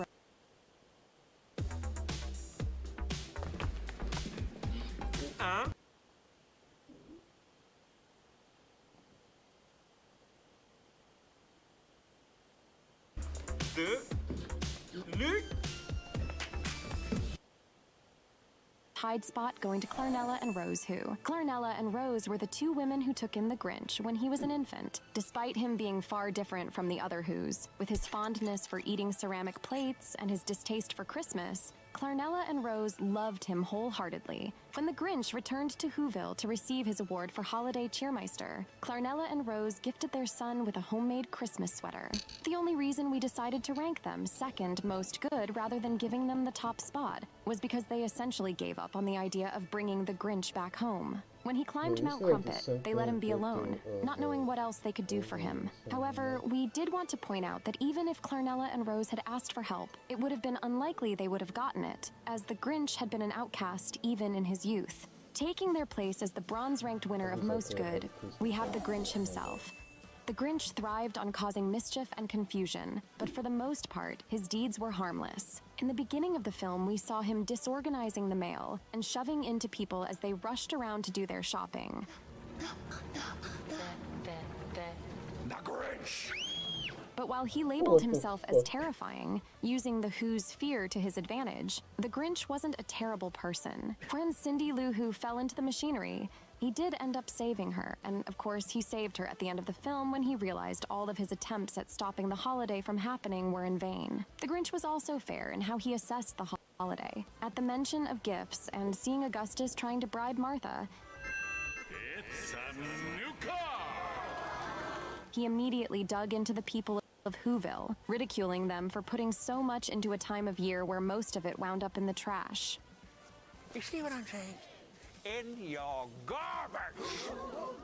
This is made even more heartbreaking when you take into account a theory that's been circulating on the internet for a few years now, that Max had been one of the gifts that was thrown away. The Grinch wasn't an evil person. In truth, he was a kid trying to find his place and wound up being hurt in the process, which caused him to seek out isolation so as to avoid being hurt again. We can't blame him for reacting the way he did. It was completely unfair of the people of Whoville to treat him as an outcast simply because he looked different. And wasn't a complete sucker for Christmas. And we don't blame the Grinch at all for being reluctant to go back to Whoville. We will, however, award him the Wrath Medal, even though we totally understand his anger. After the Grinch, we have his pet dog Max. Max was the loyal sidekick that always tried to get the Grinch to do the right thing. When Cindy fell into the machinery at the post office, Max had been the one to keep the Grinch from leaving, knowing that his owner would regret it if something actually happened to her. Max was also shown to actually be fond of the holiday season, dancing around to Christmas music. Are you having a holly jolly Christmas? In the end, when Cindy was in danger once again, Max also jumped into action to help her. As we mentioned in the previous listing, there is a chance that Max decided to become loyal to the Grinch after his first family had literally thrown him away, and we feel it's worth mentioning this theory as it really does explain the depth of their relationship. Max clearly believed his owner to be a good person at heart, and while Max disagreed with the idea of ruining Christmas, he did still help his owner build the sleigh and sneak around Whoville. Next on our list is Cindy's father, Lou Who. Lou was always shown as a patient man. Whether he was trying his best to answer all of his daughter's questions about the Grinch and Christmas, or when he was doing his best to help his wife gather Christmas lights, Lou was always rolling with the punches. Though Lou was hesitant to encourage Cindy's fixation on why the Grinch hated Christmas, Lou defended her when Augustus tried shaming her before the whole town. He was proud of his daughter for standing up for what she thought was right. Honey, I am so proud of you. This was made all the more impactful when we take into account that Lou generally let people talk to him however they pleased. Lou was already shown to not want to gain the mayor's wrath when his sons Drew and Stu claimed they came across the Grinch. This was then shown later when Lou was clearly nervous about letting Cindy nominate the Grinch for Holiday Cheermeister. So when he decided to step in and speak in Cindy's defense, "She's my child. And she happens to be right, by the way." it was a very sweet moment between a father and daughter. Following is the love interest in the film, Martha May Whovier. As a child, we learned that she was in the same class as the Grinch and took quite a liking to him, which will earn her the Lust Medal. She didn't mind that he was different from all the other Whos. However, Martha had also been too afraid to defend the Grinch after his outburst. Though it was clear that she regretted letting him leave, Martha was more concerned with fitting in and moving on with her life. She was easily impressed by the more lavish things in life, and Augustus certainly used that to his advantage when trying to win her over. In the end, Martha was finally able to stand by the Grinch and reject Augustus's proposal. My heart belongs to someone else. It was nice to see her finally decide that being with the person she cared for was more important than fitting into the standards she had been taught. We also want to give Martha props for being the only kid in the class to not laugh at or mock the Grinch when his shaving attempt was revealed. When even the teacher was snickering in amusement, Martha was shown angrily glaring at her peers for their cruelty and immaturity. It would have been interesting to see what would have happened had she been the one to seek out the Grinch, rather than Cindy Lou Who. It was obvious that Martha had at least entertained the idea at some point by the way she behaved and spoke during the interview. With that said, we've arrived at the neutral territory. These characters fall in the gray area. Our next ranking goes to Officer Houlihan. This officer was a very minor role in the film, and we had to place him as the most purely neutral in all the cast. Yes, Houlihan had his doubts about letting the Grinch return to Whoville. And yes, he had been among the many Whoville residents upset that everything they worked for was stolen in the night. I did it. I'm the Grinch that stole Christmas. But Officer Houlihan also accepted that the Grinch was remorseful for his actions and so refused to arrest him. After all, the Grinch not only returned everything he took, but he saved Cindy's life. Taking the next spot on our list is Betty Lou Who, Cindy's mother. Betty was shown to be far more concerned about the glamour of winning a Christmas lighting contest than anything else. You have to admire the dedication it took to acquire every single light in the house, rig them up in a fashionable way around the outside of their home, all in her pajamas no less. But this same behavior is what knocked her down a few points in our ranking. This the chandelier from the dining room? It's all for the cause, dear. After all, winter is a season where it gets dark early. Having your children wandering around the house in the dark or with candles is not the best solution just because you want to impress the neighborhood. Following is another tied spot with Stu Lou Who and Drew Lou Who. Stu and Drew were the sons of Betty and Lou Lou Who, but they weren't really a factor for much of the movie. Stu and Drew earned their place in the neutral rankings for how they decided to set up the story. Being teenagers, they of course thought it would be a great idea to drag their girlfriends up Mount Crumpet in order to find the Grinch. Come on, touch it. Touch the door. Do it for me, Stu. This wasn't the level of impressive that they thought it would be. Instead, they all ran away in fear, with Stu and Drew immediately putting the town of Whoville in a state of unrest when they explained what happened. As we stated before, though, they were dumb teenage boys, which earns them the Darwin Medal, and trying to impress their dates wasn't a bad idea exactly. It was just poorly executed. After all, their younger sister managed to find the Grinch and talk to him perfectly fine. Kids today, so desensitized by movies and television. Finally, we've reached the dark side. These characters are the bad and the evil. The bronze medal of most evil goes to the mayor's assistant, Hubris. Hubris had been a lackey for Augustus ever since they were children. Hubris was the typical suck-up type of character that is fairly common in children and family content. He spent his time lavishing Mayor Augustus with compliments and flattery in order to stay in good graces and get recognized around the community as an important figure. Hubris also took the time to help with gaining all the expensive and flashy gifts Augustus wanted to use to impress Martha. Hubris sat by when Augustus spent his time targeting the Grinch back when they were kids. When Cindy was going around interviewing everyone, Hubris defended Augustus's actions by pointing out that the Grinch was different from everyone else, as if that alone warranted tormenting a kid to the point of running away. Had Hubris been less afraid of being an individual and stood up for himself, he might have been able to earn a spot in our gray zone. Our silver medal for most evil goes to Miss Roo Who. This ranking may cause some... She's a piece of shit. No, she's a piece of shit, some shit. Lowe's knows the best deals are the ones that keep on giving. So don't miss our 25 days of deals.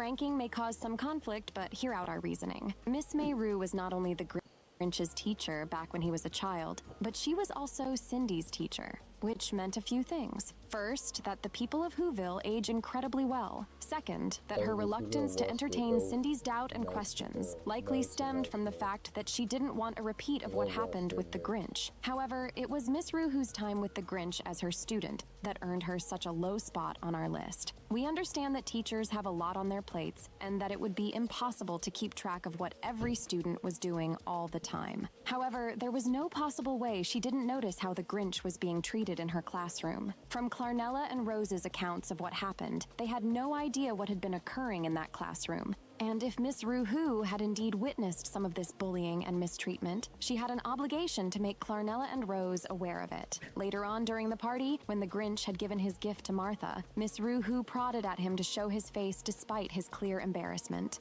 Put the book down. When the children then burst out laughing at him, triggering his outburst, Miss Rue Who did nothing to stop them. In fact, she also showed herself to be amused at how he looked after his shaving attempt. While Miss Rue, who was trying to be kind and patient when addressing him, we still don't get how she didn't notice him hiding in the coats until the gift exchange. She also didn't scold the children from mocking the Grinch's homemade gift, which was also a bad call. Finally, our gold medal of most evil in Whoville is Mayor Augustus Mayhew. While the Grinch was labeled the antagonist in the original story, Augustus was clearly the villain in this version. Even as a kid, Augustus was very much the jealous and boasting type. This earns him the Envy Medal. And that's not all. His ego is also more than worthy of the Pride Medal. He hated not getting his way. When the Grinch was starting to warm up to celebrating Christmas and was impressing Martha, Augustus made it his mission to destroy the Grinch's confidence and paint him into the bad guy. Yes. Good times. Huh?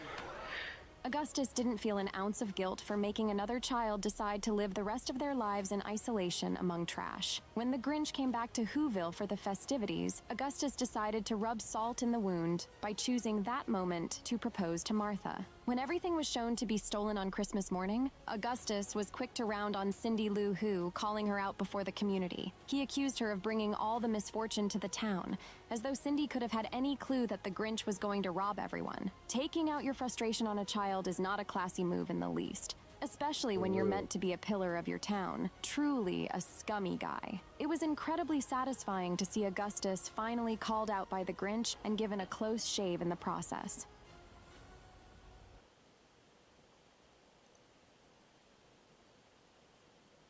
I agree. Everything Grinch was doing is just completely justified because they literally just treated him like shit ever since he was a young kid. You know what I'm saying? Like, poor Grinch. You know what I'm saying? Poor Grinch.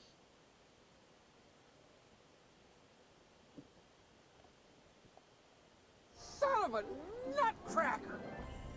The best way to spread Christmas cheer is singing loud for all to hear. No singing in the North Pole. Elf is the Christmas classic of its generation without a doubt, so it's time to give it the good to evil treatment. Welcome to Wicked Binge. This is Elf characters naughty to nice. Oh my God! Now, usually we start with the good and work our way down to the evil, but today we'll be starting with the naughty and working our way up to the nicest on Santa's list. He's on the naughty list. These characters are the naughty. Without a doubt, our gold medal of evil has to go to Fulton Greenway. If there were a Scrooge character in Elf, it would definitely be Mr. Greenway. He's a nightmarish boss who is so unconcerned with his employees' well-being that he has them come in on Christmas Eve to work last minute. Wait a minute, the 24th, that's Christmas Eve. And? Everything he says, he seems to do so with a scowl on his face. And when Walter tells him that he needs to find his son, who could be in danger, Mr. Greenway doesn't care, going as far as to scream at him and threaten to fire him. You walk out of here, and you're finished at Greenway! It's no shock that Fulton receives the Greed Medal for Christmas. Clearly a heartless man and someone who undoubtedly belongs on Santa's naughty list. Our Silver Medal of Evil goes to Miles Finch. Now first off... Miles Finch. Wait, that's Hornswoggle. It's Hornswoggle, man. Like, he's playing. The Road to WrestleMania is streaming on Peacock, and it all leads to a Hollywood.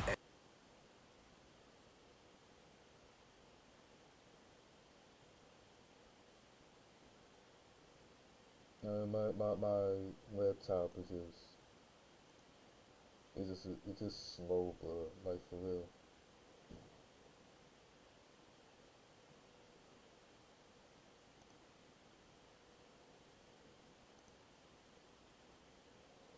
Now first off, we will cut this guy some slack. Buddy really crossed the line in his scene, and although he didn't know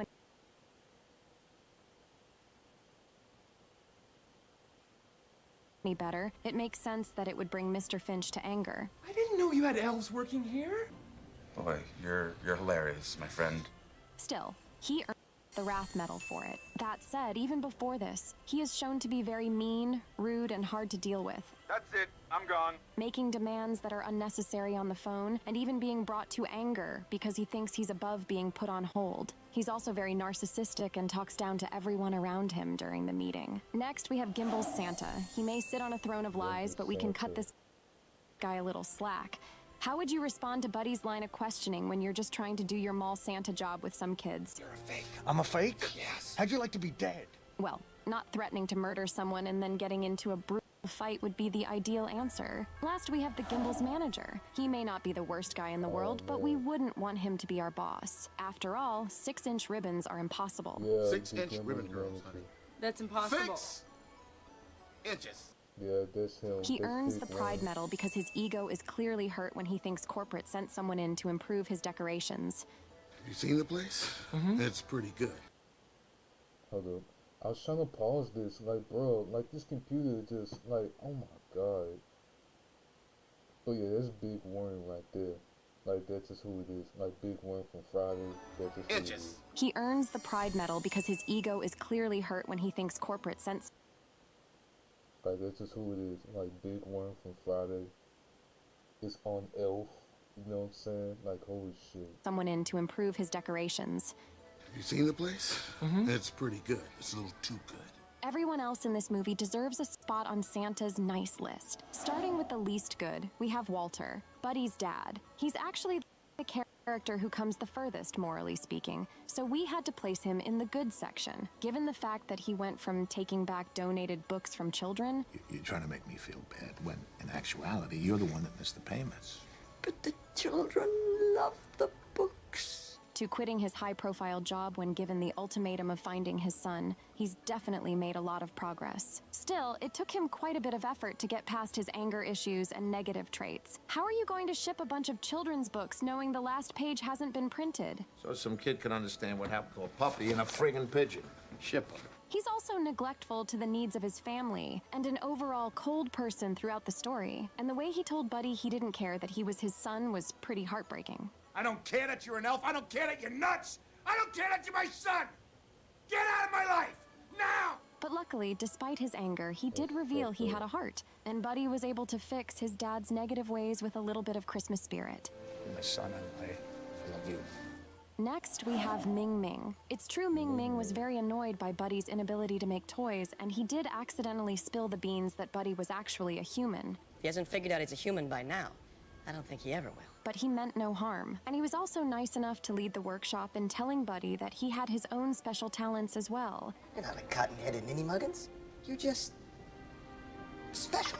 Next, we're placing 3 different characters from different walks of life. Dr. Leonardo, Deb, and the mailroom guy. Dr. Leonardo gets a little annoyed by Buddy's Christmas weirdness, but you can understand how that might grind the gears of someone as orderly as a doctor. But he also offers some good, empathetic advice to Walter about bringing Buddy home to meet his family. What he needs is to be nurtured.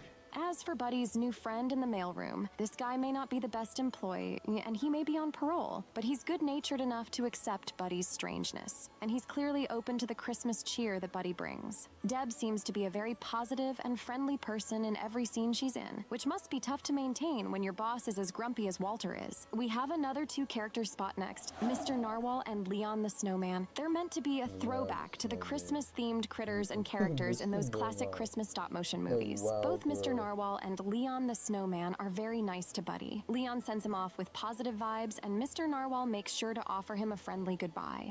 Bye, buddy. Hope you find your dad. Thanks, Mr. Narwhal. Next, we have Michael. We sympathize with this kid quite a bit because it seems his relationship with his dad is far from the best. But it becomes clear that he's a good kid, and it doesn't take much to accept his new brother, despite how odd he is. Once he warms up to him, he even helps him get a date with Jovi. Buddy is just the older brother that he needed. Speaking of Jovi, she is up next. She doesn't have as much Christmas spirit as Buddy would like at the start, but she's clearly a good, slightly quirky person. And she's also pretty forgiving, considering the fact that Buddy wandered into the women's locker room while she was showering. In the end, she also forces herself outside of her comfort zone to sing in order to help Buddy raise the level of Christmas spirit. Next, we have Emily. There's no way that Emily wouldn't rank near the good end of the spectrum. She is a great caring mom and wife, and that says a lot given the fact that she is married to Walter. She is optimistic and willing to see the good in every situation, even when Buddy is acting absolutely ridiculous. She's also more than happy to move Walter in the right direction with reconciling with his son, despite how strange of a dynamic it is. It may be a shock that we're only giving him the bronze medal of good, but next is Santa. We don't have anything bad to say about Santa. I mean, he's Santa. It's just He's that we Santa think there are Claus. two characters in this Exactly. movie that are a little more He's noble Santa than him. Claus. Still, the big man delivers Christmas presents to the world every year. All this despite the fact that he is running dangerously low on Christmas spirit. This baby used to run solely on Christmas spirit. We also like that Santa has clear respect for Buddy, despite him being different. He knows that Buddy's Christmas spirit is more than anyone else's, even if he is a human. Speaking of which, we are giving the Silver Medal of Good to Buddy. There really isn't anything negative that you can say about Buddy. He is the definition of good intentions. Granted, those good intentions can still get him in trouble, like when he rips the beard off the Gimbel's Santa or starts unknowingly roasting Miles Finch. He's an angry elf. But in his head, he didn't know he was doing anything wrong. For this reason, he earns the Darwin Medal. Buddy also takes the Gluttony Medal for his overindulgence in junk food. Seriously, how is this man still alive? Buddy also has a habit of spreading Christmas cheer and happiness whenever he goes, whether it's convincing Jovi. This also the guy that sit there and ate fucking spaghetti on fucking syrup and just made the biggest fucking burp ever. You know what that reminds me? It reminds me of Kylie. I'm just not sitting there trying to be mean, but it reminds me of Kylie when she burps. Like, you know what I'm saying? Like, what the fuck? That she has a beautiful burps singing somehow. voice, helping his new brother in a snowball fight, or helping Santa make it out of Central Park. All Buddy wants is to be accepted and loved by his new family, makes Papa Elf proud, and do right by Santa and the rest of the North Pole. We could all stand to be a bit more like Buddy. Why are you smiling like that? I just like to smile. Smiling's my favorite. But finally, we have to give the Gold Medal of Good to Papa Elf. We can't help but think that Buddy turned out to be such a great guy because he was raised well by Papa Elf. He taught him how to be a great person and even took on the task of raising him when Buddy was discovered to have crawled into Santa's bag. Papa Elf is a great dad and an honorable elf, which is why he earns the Gold Medal of Good. And deservedly so, man. And deservedly so.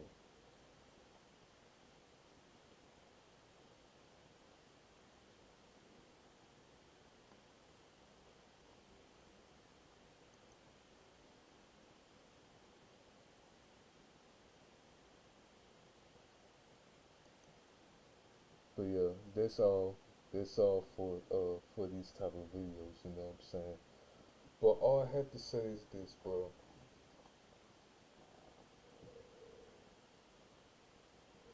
Christmas movies like this, it's just something I enjoy, you know.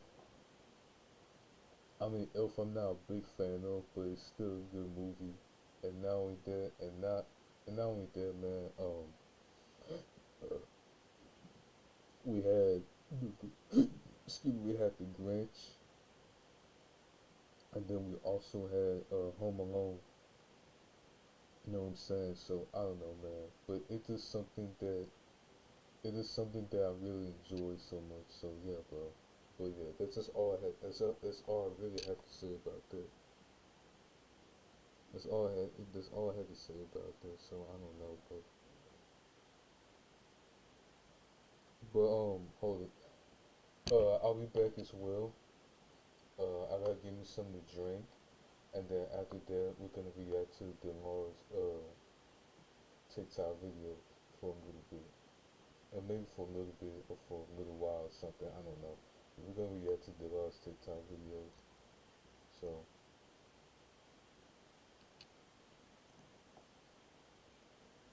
But yeah, I'll be back, guys. I'll be right back.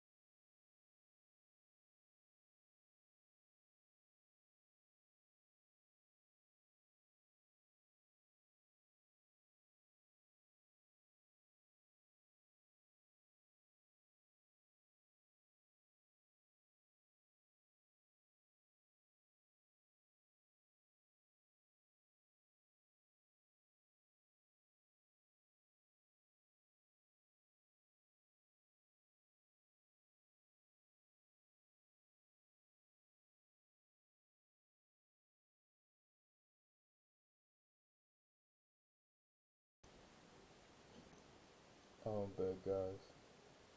Um,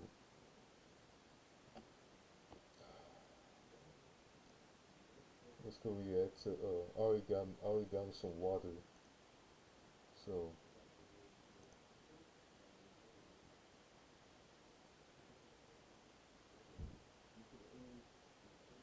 this computer's kind of slow, dude. Not for real. You know this Kylie's bio on Twitter? Yeah. Leo. That's what it is. It's Leo's name on there, and that's what I noticed. Cause I saw this and I put a name, I put his name on the fucking bio, so yeah, I do notice it.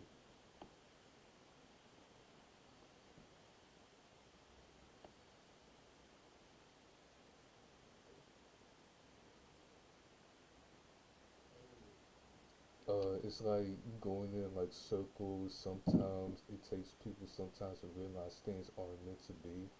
What do you mean? Like, are you talking about like, are you talking about like, uh, the shit with Leo and Kylie?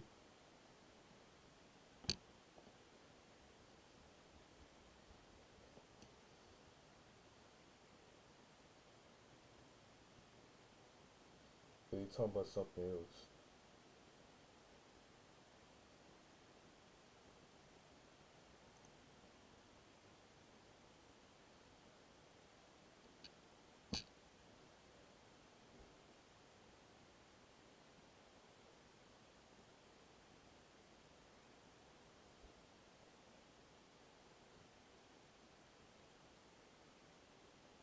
I mean, in general, to be honest, uh, that does go in that category. Yeah.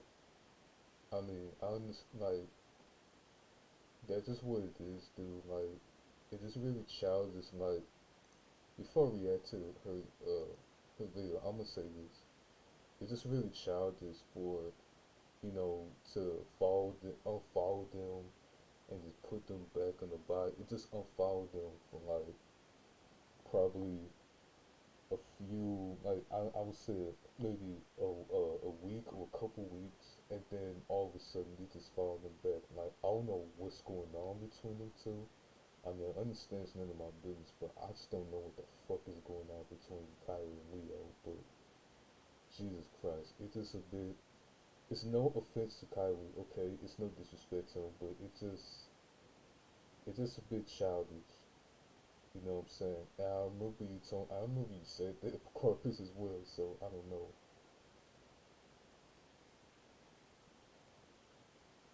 But yeah, it's just no disrespect to them. It's just the fact that I think it's just a bit childish to even like do something like that, like, and have everybody like, I wouldn't say sit there and say break up or anything, but I don't know, man.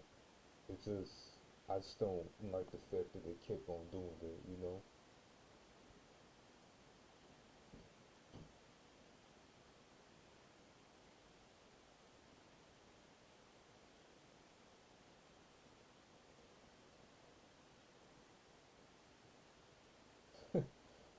Kind of make it on our business when people have one notification on and asking the client to twice to unblock her. Yeah, man. Like, I remember she tweeted out about Leo just blocking her on social media, and she was just like a petition to have Leo unblock me, like, you know what I'm saying. But I'm just saying, it's just not like it's just it's just a bit childish, you know what I'm saying? And not only that, I just feel like Leo is just not, in my honest opinion, like, I don't care what anybody said, like, you know what I mean? But I feel like Leo is just not the right person for Kylie at all, dude. Like, and that's just how I feel about that. And not only that, he, like, it's just that, like, this shit with him and Kylie it's just too much. It's really too much.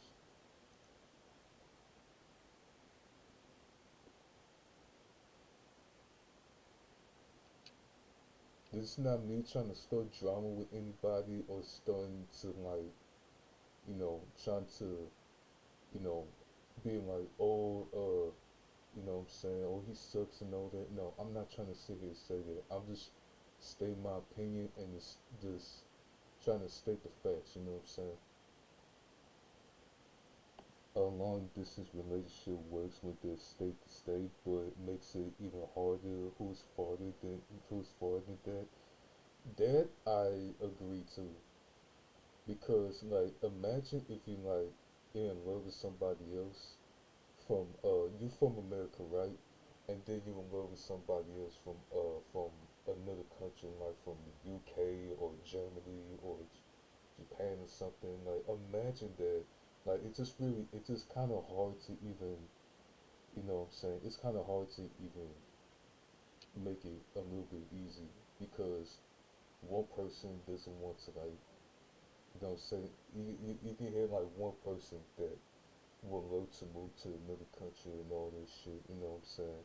And another person that doesn't even want to like move into another country. Like I don't know if you get what I'm talking about, Carpus, but it's just sometimes like relationship, long distance relationship like that, uh, it's just a bit harder.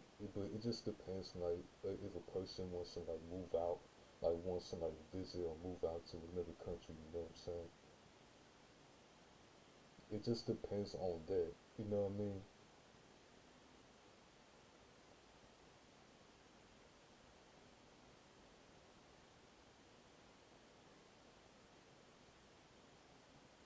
But yeah, that's just how I feel about that. And not only that, man, um, with not only that, like I said, man, it just like really depends on how it just depends on that, like you know what I'm saying, of what if they want to like move in with them or just move into another country, you know what I'm saying? So I don't know, bro. From Canada to USA can work since it's basically right there. That I agree because both Canada and the US are both in North America, you know what I'm saying? And they're both like in the same country, like in the same continent. But the difference is like you know what I'm saying? But yeah, man. Yeah, see, moving there with each other, with family in another country makes it tough. That's exactly it. But it just depends, like, you know what I'm saying, or how they handle the relationship or how, of who that person is, you know what I'm saying? Like, that's just, like, yes, I agree. It's like makes it harder if a person, like, a person for somebody to like move in with another a person that you like with a family member, you know what I'm saying? And that's I mean it just makes it really tough and it makes it a bit harder to even do that, you know what I mean? Because you don't know if they're gonna you don't know if they're gonna be like, you know what I'm saying, doing some, dirty stuff or just have sex or something like that. You don't know what they might be doing, you know what I'm saying? And that's the case and that's the whole mentality about that, you know?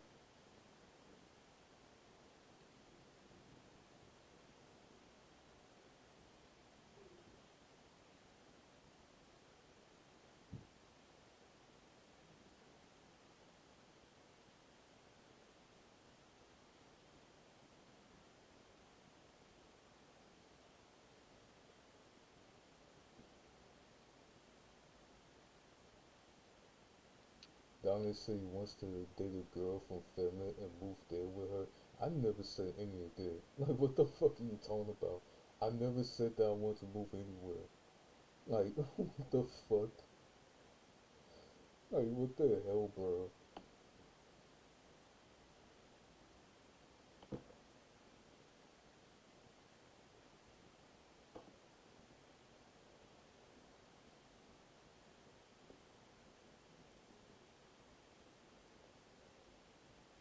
Like, what the fuck? I never said any of that shit. Like, what the hell? like it's just so crazy. Like, you know what I mean? I like, if I want to move there, I would just pack up and just, if I want to move somewhere, then I would just pack up everything that's in my room, you know? But I honestly, I don't know if I want to move to another country. I don't think I want to move to another country too much. But at the same time, like, I don't know. It's just for me to visit and that's it.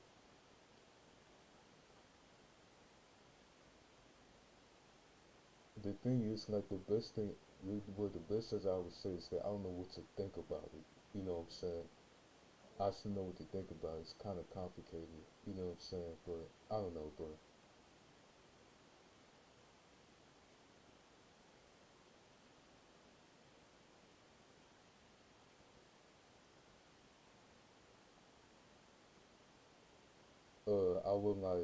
I would say like Canada and maybe South Africa would be my unlimited since they're the closest. Yeah, man. That's because, like I said, man, North America,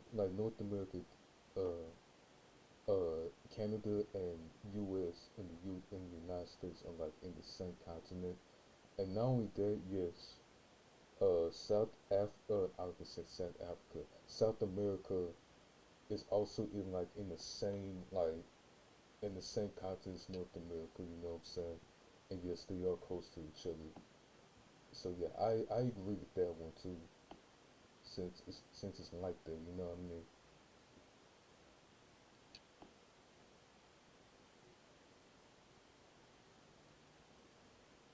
And also with the relationships too, I even talked about that. I even went while I was in college chat, you know, talking about how relationships, like, you know what I'm saying, with girls want a guy that's like, you know what I'm saying, that, you know, that wants a bad boy, that does bad things, have tattoos, you know, and does some bad shit, you know what I mean, and that's like very tall and muscles and all this shit. Like, I even talked about that in college chat. Like, it's this shit, that's the shit where you have to deal with most girls, you know, with some of the girls, you know what I'm saying? Which is like really frustrating. It's really frustrating to even think that. Instead of just like being with a nice, supportive guy that really cares about you and just be there for you no matter what, and then, but you know what I'm saying, they'll decide to like be with a guy that doesn't give a shit about them or anybody else. You know what I'm saying? And somebody that's tall, that's like buffed up, and somebody with tattoos and all this shit. They want like a toxic bad boy as the as a way of them of like, you know what I'm saying, like, oh, you don't talk to me, you don't call me anymore, you don't care about me. They would rather be with that guy than to be with supportive nice guy that's been nothing but faithful to it. You know what I'm saying? And that's what the most frustrating part about that. You know what I mean? And I even said that in college chat. I even told that to Kai as well, and he actually 100% agreed with me on that one. You know what I'm saying? That's the shit that we have to deal with like almost like every single time, like with some girls. You know what I mean? And it's really fucking, not only it's frustrating, but it's also fucking sad as well.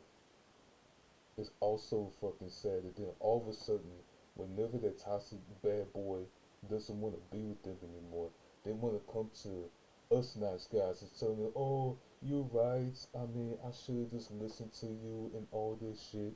And you just thinking to yourself, I know I'm right. Like, you know what I'm saying? You just thinking to yourself, yeah, I know I'm right. You know what I'm saying? Like, it's just so frustrating. Now it's only frustrating, but it's like very sad and just a little bit funny. But I don't know, man. It's just so irritating to even deal with girls like that. You know what I'm saying? And I don't know, man. It's just so stupid. It's just so stupid, bro. And that's the shit that, you know, that's the shit that we had to like, us nice guys had to deal with some of these girls. You know what I'm saying? Like, like for real. Like was most of the shit that we had to deal with, and not only that, man, it's just a sad situation. Excuse me, it's a really sad situation. Like, you know what I mean?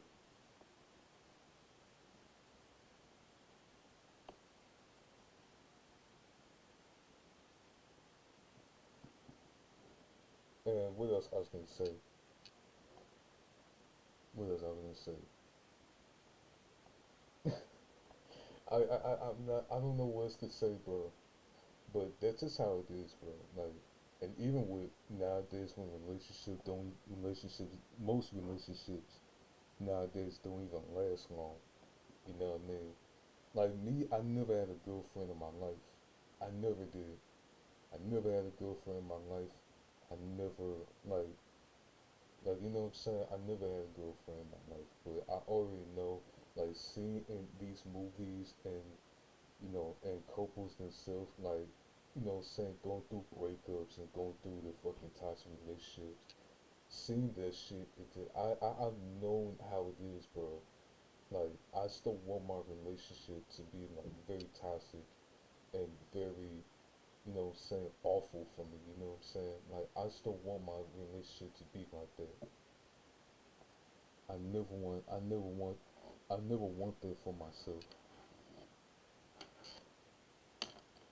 I'm like, for real, I never fucking want that for myself at all, dude.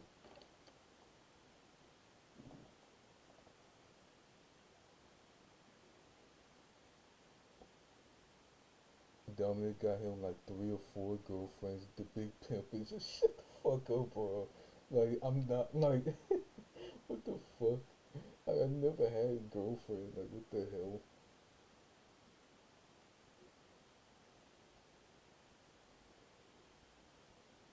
Like, bro, I never had a girlfriend in my life. Like, what the hell you mean, bro?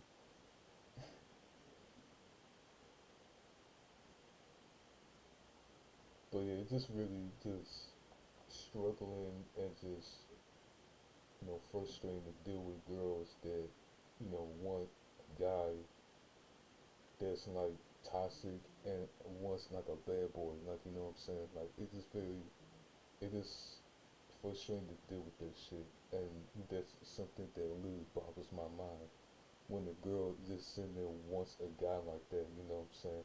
When overall that guy doesn't even care about them or anybody else, you know what I'm saying? So, you and A-Train never had a girlfriend. Oh, I even know A-Train never had a girlfriend either, but, you know, like, like shit.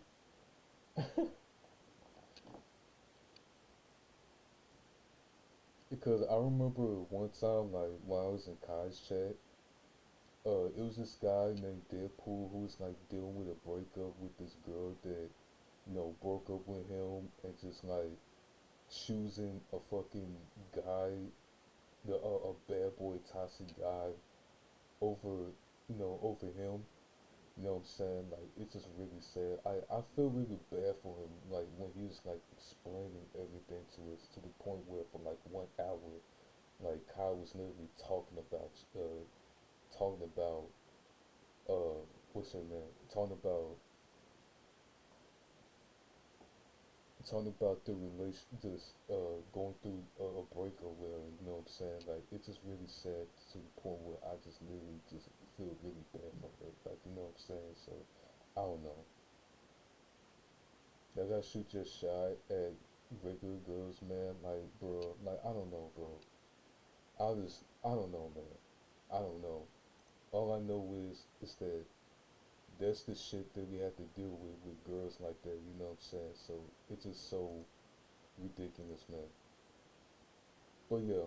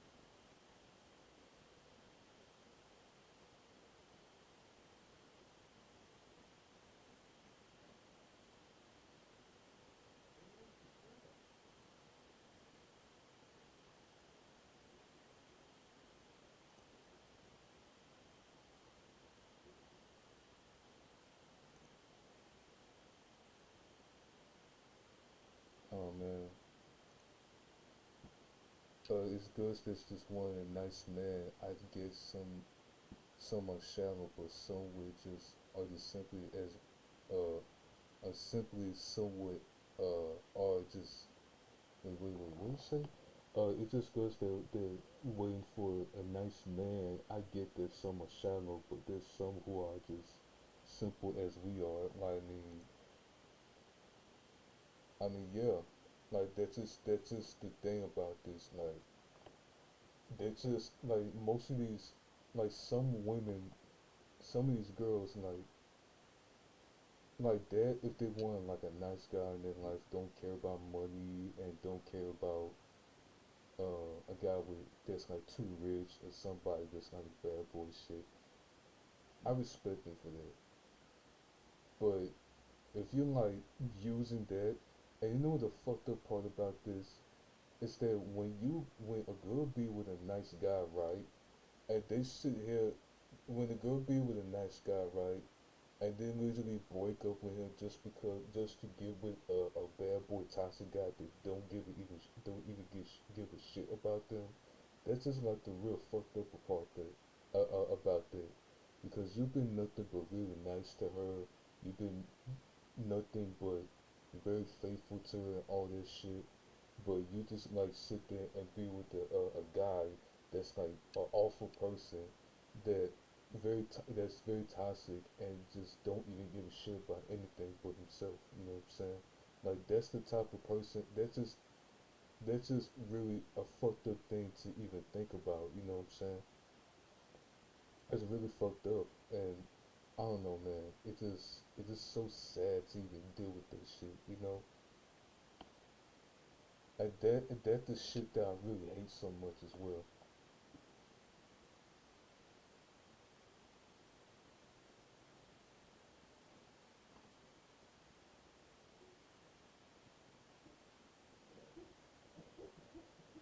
Hey, what is this? Is that my chat? Oh yeah, that's my chat. That's my chat.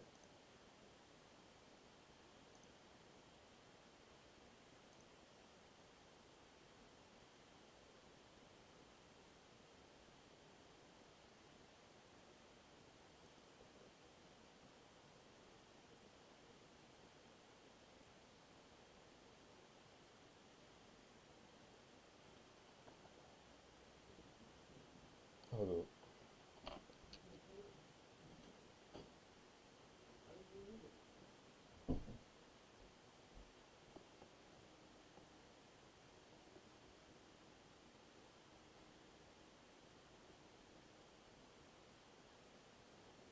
Donna said all he wants is a blow. Like what the fuck you mean a blow? Like that's nice and supporting. Like what the hell you mean a blow, man? Like what the fuck? Are you trying to say that I want a fat girl? Like hell no, I don't want no fat girl in my life. No disrespect, but not my type at all.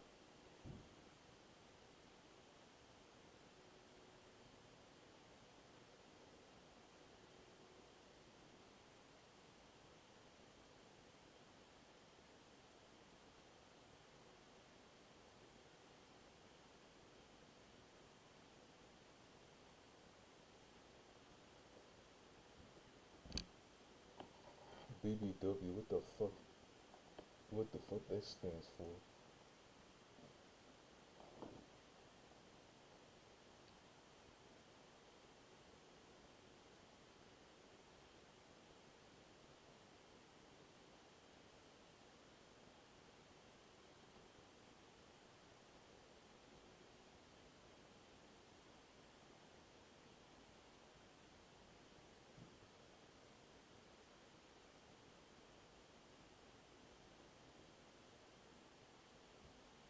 Big beautiful women.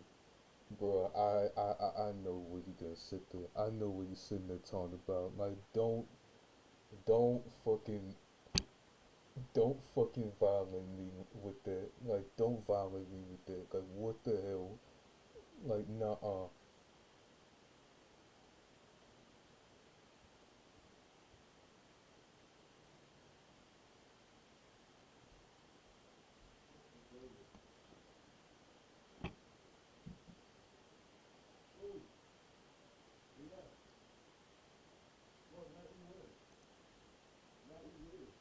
Alright, I'm gonna keep the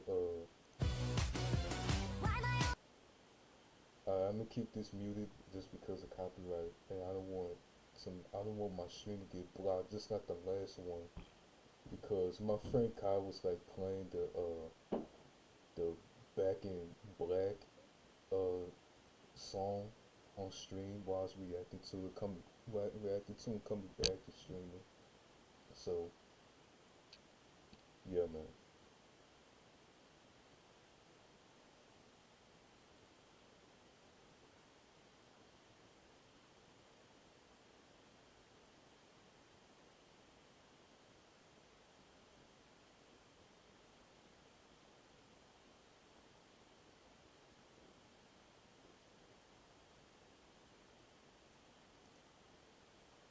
Green hair, bro. Like, what the hell?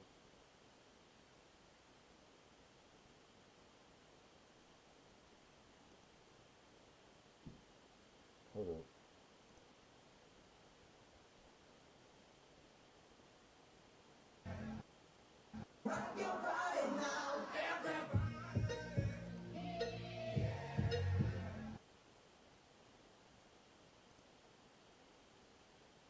You see, she got vampire teeth, you know what I'm saying? So,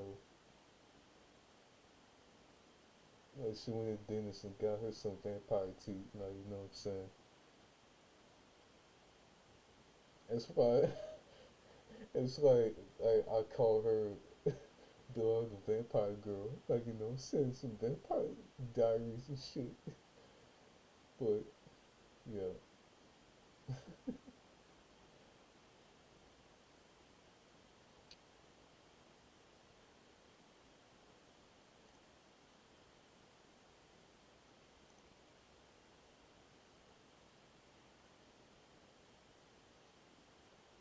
And I just chose not to feel stupid.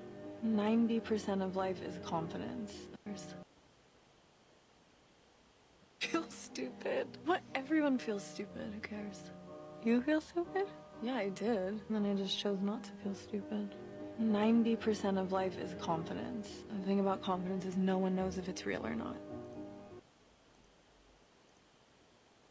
Feel stupid. I mean, for real.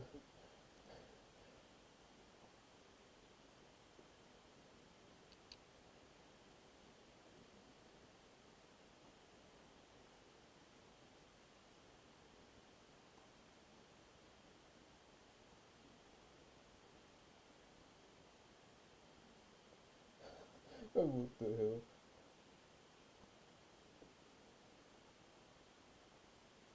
Bro, and I also laugh at the comment that A-Train said on in chat.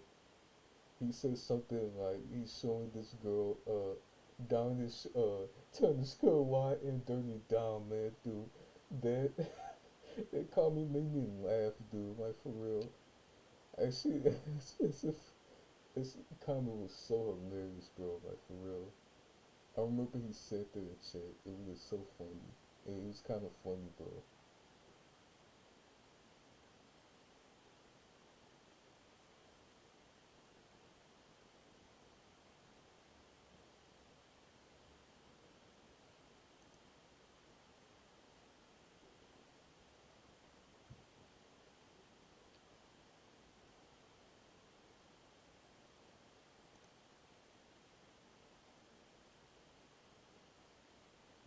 Oh man.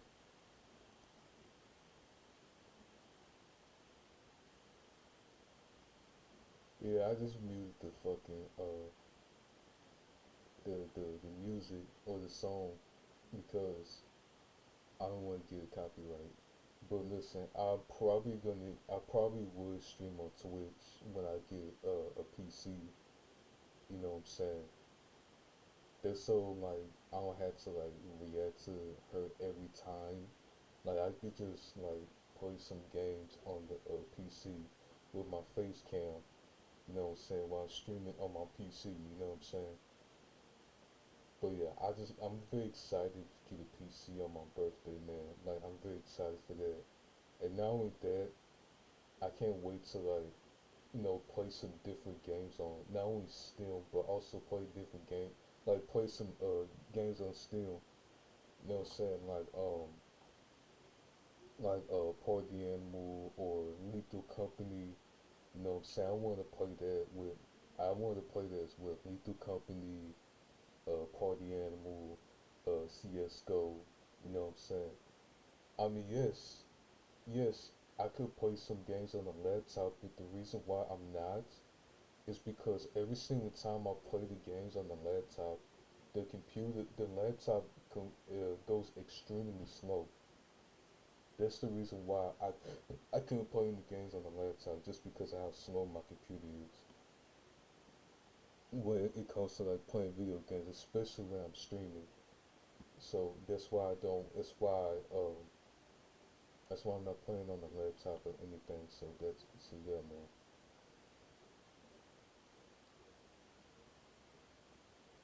But yeah, I can't wait to play like different games on CS:GO and Party Animal or and Lethal Company and even what else? What other game I was thinking about playing? Like I can't wait to play other games, like especially on Steam and also especially on Epic as well, because my God. Like Fortnite I will still be playing on PlayStation because you can like play PlayStation like connect your PlayStation to the PC, which is a great thing. You know what I'm saying? I actually like that. So I don't know, bro. Like that's just how. Um, but yeah, I'm just still play that on PlayStation. And if that on PlayStation is not that good, then I will be playing. Then I'll think about playing it on PC. You know what I'm saying? So I don't know, man.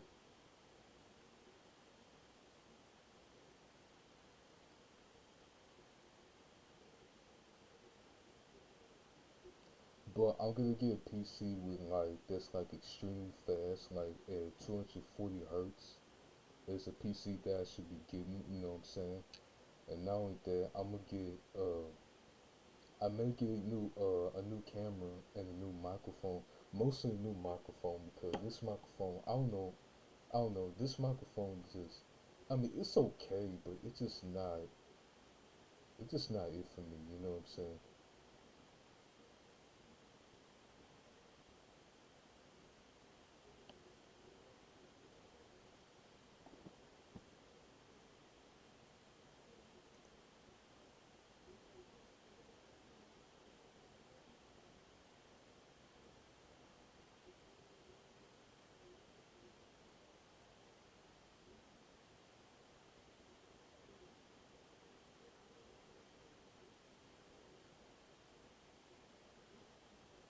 Uh, Dominic trying to wonder if she got anything back there. Is a flat surface? What the hell do you mean a flat surface? Like what the hell? Like what the fuck are you talking about?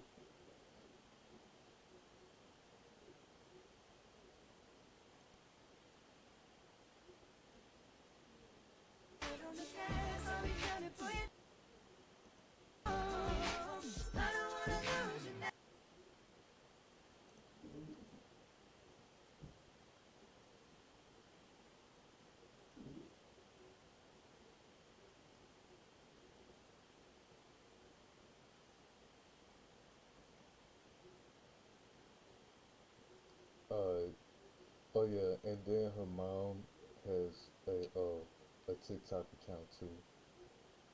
I mean, that was really cool to see her mom get a TikTok account. Like, you know what I'm saying? Like, it's really cool to see that.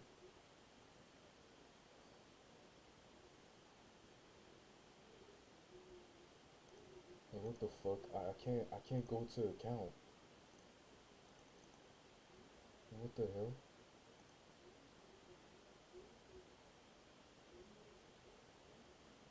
Okay, there we go.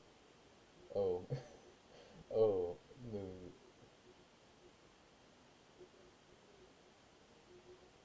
But yeah, this her mom's account, and this the profile picture with her and Devar. I'm like, well, let me wait till it loads. Let me wait till it loads, man.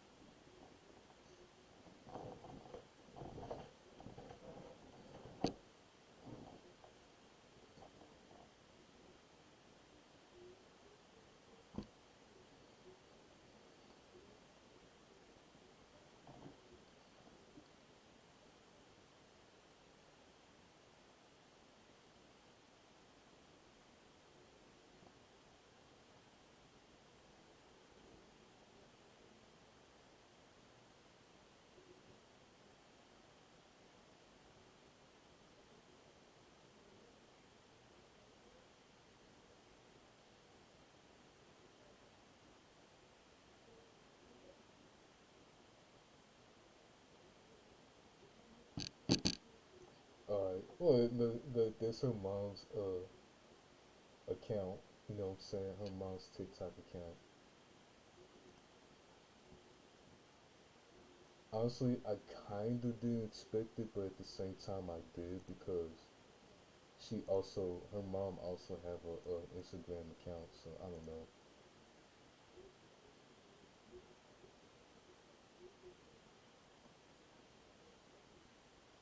But this is like one of the funniest moments, like, you know what I'm saying?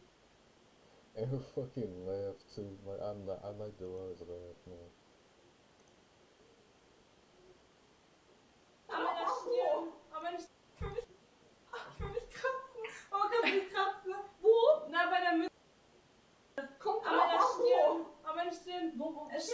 Like, look, she was just fucking blindfolded, like, with this thing. And she was like tied up, her hands are like tied up with that goddamn, that bandana, like, you know what I'm saying?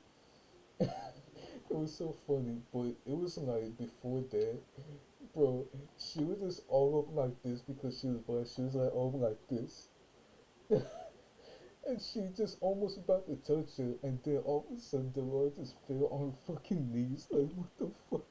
And she started laughing so hard, like, I was just like, what the hell?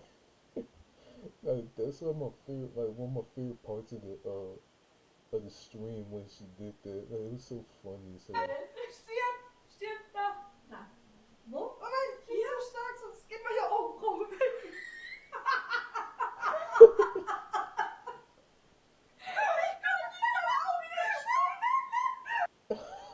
Fucking laugh. Like, what the hell? Like, what the hell? Her fucking laugh, bro.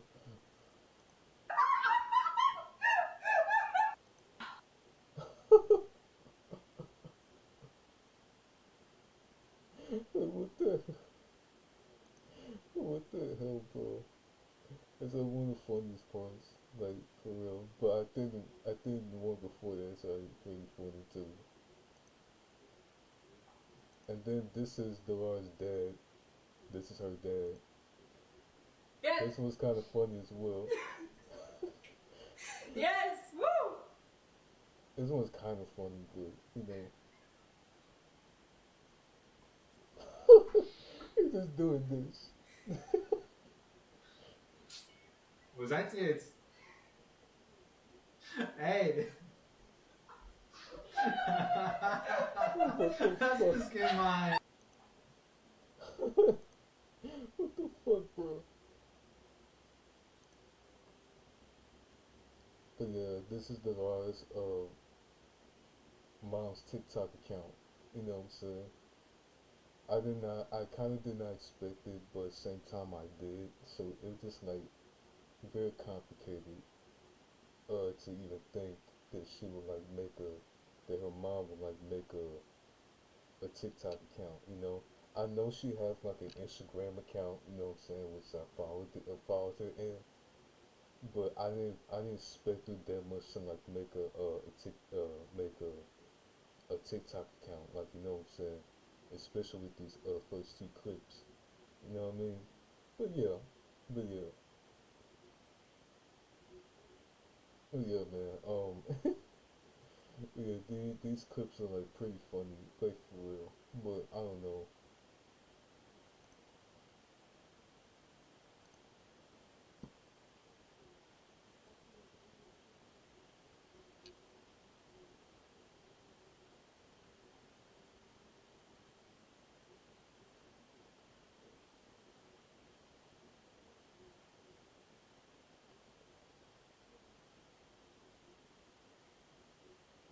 There's a small bump under my fucking lip, dude, man, for real.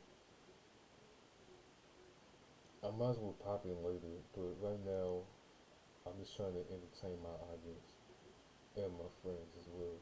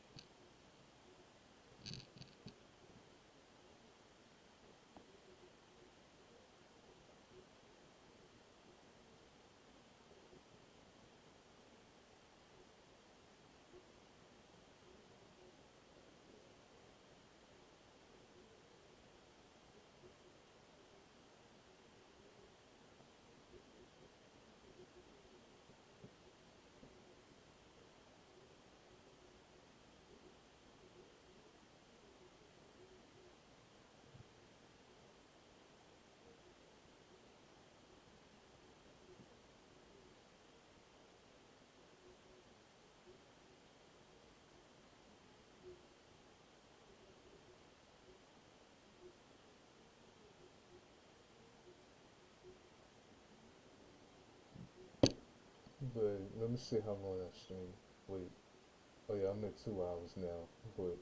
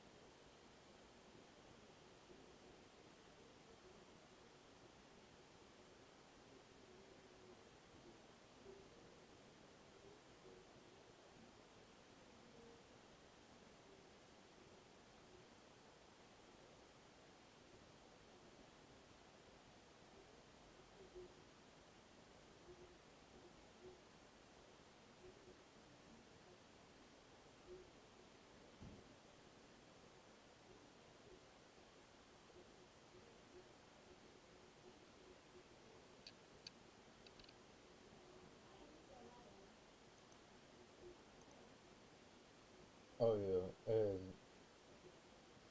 I know the stream is like 6 hours or something, but we know it's gonna be it's 6 hours. We're not gonna waste. Well, I won't say waste, but it's not necessary to like react to, her past Twitch stream. So I don't know.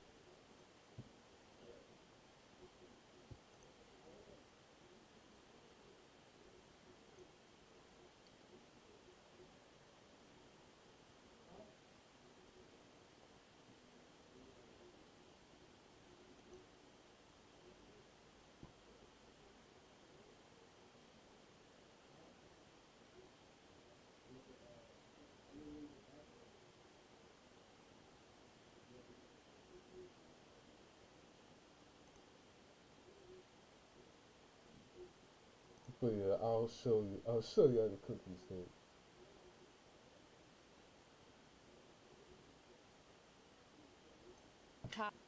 I know I showed this before on stream, but I'm gonna just show it one more time because I look at the cookies that I made. Das kann ich eher am besten.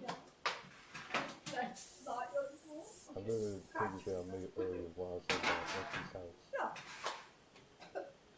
Jetzt, wir brauchen ungefähr 1 Zentimeter, nee, 2 Zentimeter. Deshalb also Premise. Hold a second.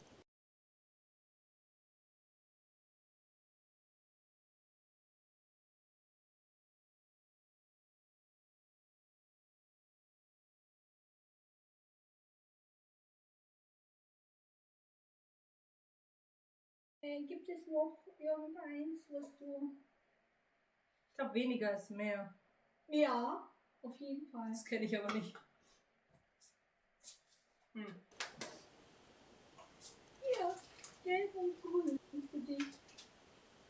Oh ja, das sieht auch toll aus. Ja, das sieht ganz hübsch aus auch. Wobei. Nee, die eine Ding ist abgebrochen. Ich muss den so festhalten.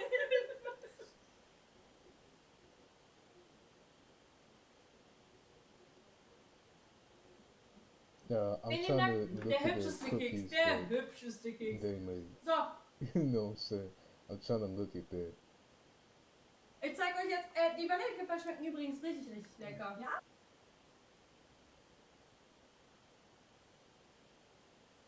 Brezel im Laden machen. Mit Salz. Mit Salz. Das habe ich auch immer gemacht im Laden. Was Chat eigentlich? Dass wir meine Bäckerei hatten. Ja, das weiß ich bestimmt schon. Ja. Aber dass du ungefähr 4 Jahre in unserer Bäckerei gearbeitet hast, als Aushilfe. Ja, das habe ich letztens Alex erzählt. Hat sie mir gesagt, du hast ja noch nie richtig gearbeitet. Ich so, doch. Was sicher? Doch. Habe ich getan. Nicht nur in der Bäckerei. Und ich habe in der Kardiologie gearbeitet. Genau. Ich habe bei alten Menschen, oder nicht nur bei alten Menschen, habe ich EKGs gemacht. Ja. Like, I want to like, I'm trying to see the cookies, the plate of cookies again, like, because I know I just reacted to it the last time I saw it, but, you know, I'ma just like, just see her cookies that she made and the cookies that I made. I don't want to like, I don't like, sometimes I just don't like comparing stuff, but it just, like, this is just a good time to see, like, you know what I'm saying, which cookies and like, cause I have a feeling that the cookies that she made are way better than the cookies I made. You know what I'm saying? Like, that's just the thing about me. You know what I'm saying? But I'm not saying the cookies that I made were bad, but the thing is that, Hab ich.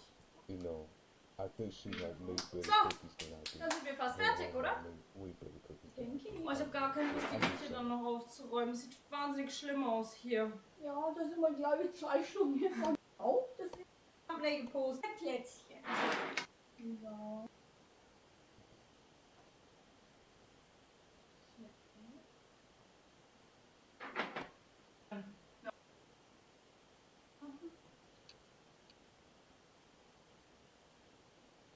Gemacht. Okay. Oh, hold up. Also die Kokosmakronen gemacht. Echt? Ich habe ja den Butterteig Oh, den wait a minute. Hold up. I'm trying to look for the Okay, perfect. look for the cookies that, you know, that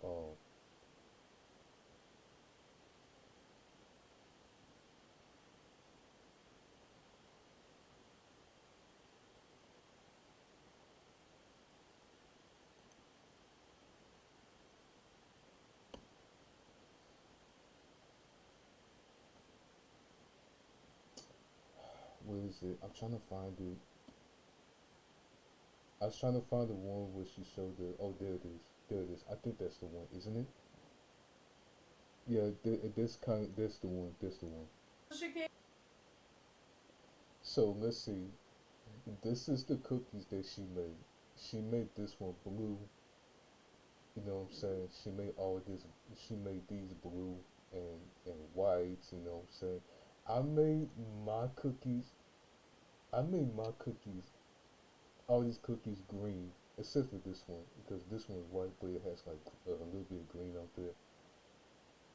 Like, all these cookies that I made today are green, while hers is blue. Like, holy shit, dude. Like, hers is blue, like, you know what I'm saying? It's like blue and white, and it has like red on there too. But I didn't even put any red on there because I feel like I want to like put all green cookies on there, you know what I'm saying? But I did make a green heart, 2 green hearts, 4 Christmas trees, 1 big one and 3 small ones, and also 1 snowman.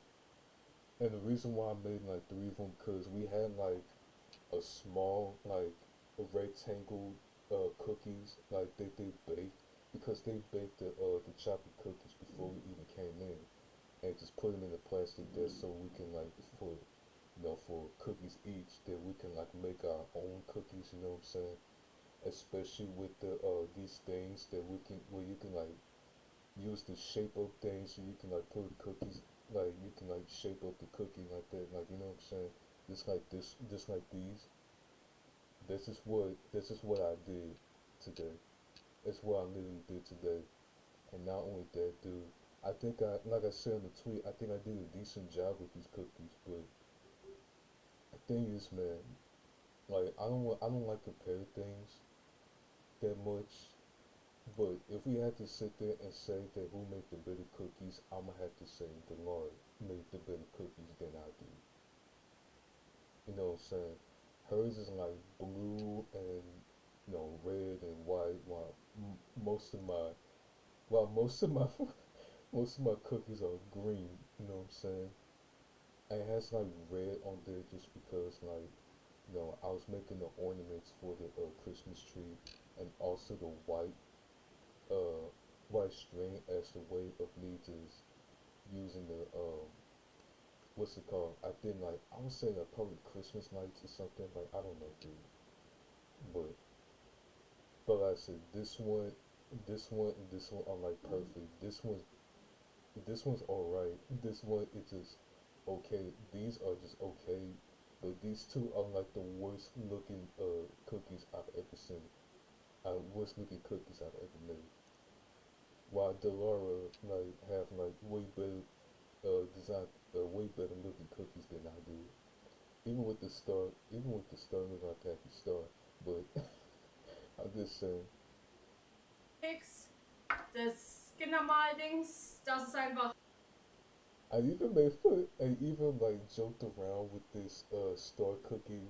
Where he just looked like Patrick Star. And I even did the Patrick impression as well. The last time I reacted to her cooking stream where she baked some cookies. You know what I'm saying? And that's because like I can do like a Patrick impression so perfectly. Like you know what I'm saying? I can like do a Patrick impression so fucking perfectly. Like I'm just saying, dude. And that's because it has to do with my voice. It has to like do with my voice. Like sometimes it has to do with my voice, but sometimes it's just me trying to like, trying to like, what I'm saying, try not the impression that I can like do the best. You know what I'm saying? So I don't know, bro. Oh, by the way, this is why I was carrying around my hand, and this heart, it just really reminds me of who Denard is. She has a golden heart. She does like that's just who like she has a golden heart, bro. She really does. Like I'm just saying. It just reminds me like it just really reminds me of that. So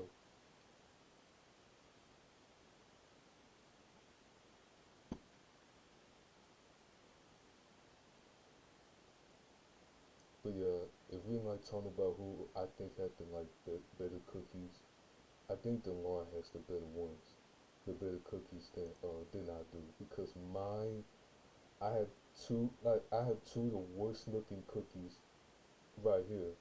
Like everything else, like this one okay, and these like literally are the best cookies I ever made. And the reason why I say those because all I did is just put some icing and sprinkles on the green icing and green sprinkles on the cookies. And on this one, I just did that. This one was fucking clean as hell, with these white straps on there, like these three white lines on there, and also these red things, like what I'm saying. It's just me trying to make them look like ornaments. But that's just what those are like really the perfect ones, and these two are right. But this one looks like a grumpy snowman. You know what I mean? Like a grumpy snowman that's just pissed off snowman. Like I don't know.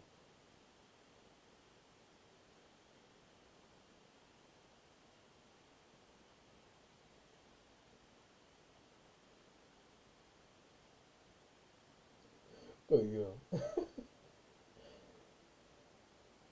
But yeah, if I had to rate my cookies, like I would rate that a 7.2 out of 10. I think I did a very good job, or like a decent job on that. But a 7.2 out of 10, and there was cookies. I'm giving that an 8.9 out of 10.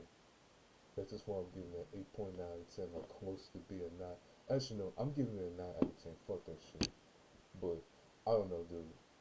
I just think she did a great job, and me, I just did. I think I did a good job on it, but it's just like these two are just like the worst looking icing. I would say the worst looking cookies, but I would say the worst looking icing cookies of all time. So I don't know, dude. But I'm just saying.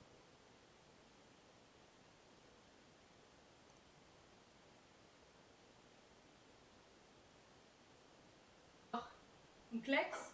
Das ist der hässlichste Keks ever. Die beiden sind schön tatsächlich. Hallo, Die beiden sind schau schön. mal, wie schön ich seziert habe. I'm trying to pause it just because I want to like do a Patrick impression while doing this. Alright, so when the 5 foot stole my lollipop. No, this is Patrick.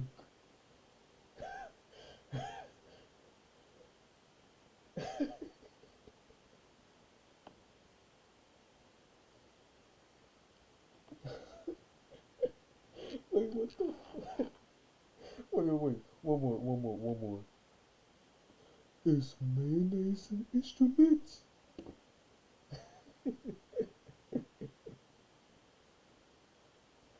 Like, what the hell? Like,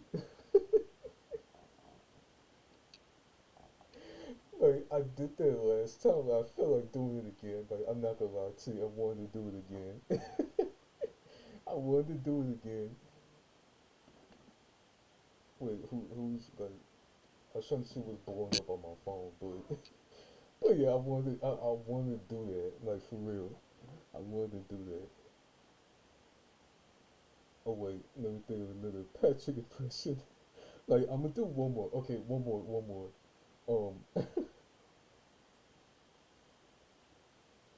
Oh yeah. What do you call it, Ben?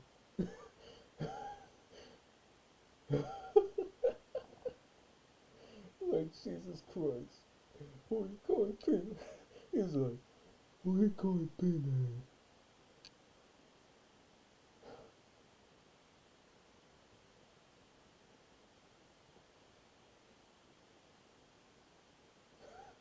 Like bro, like I had to do that, like just because of this, this star cookie. Like you know what I'm saying? Tell me that doesn't look like Patrick Star. Ja, das stimmt. Der ist schöner geworden, als du was gemacht hast. Und die Vanillekipferl schmecken auch top. Ich würde sagen, ein voller Erfolg. Also wir müssen jetzt Nicht ein voller Erfolg. Ach so. Ja, natürlich. In Vanillezucker kommen wir. Aus irgendeinem Grund.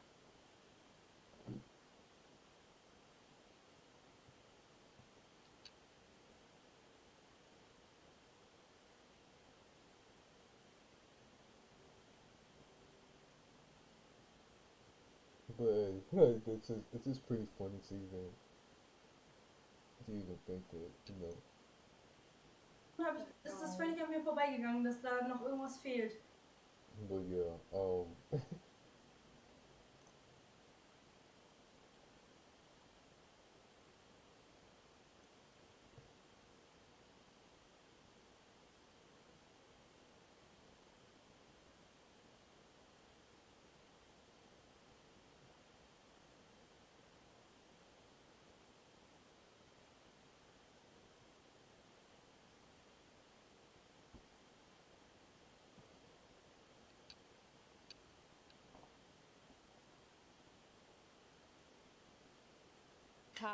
wo gar nichts drauf ist. Ein paar Stifte zum Zeichnen. Die tun wir hier auch rein. Eine süße Box haben wir auch besorgt. Sven, Dankeschön für den Prime. Vielen lieben Dank. heutigen Tag, es ist why is it not Abend. pausing? Das stimmt. Hier ist ja eine Stunde früher. Really good to see you stream again. Werden. Ein Kaffee, weil ohne Kaffee geht gar nicht.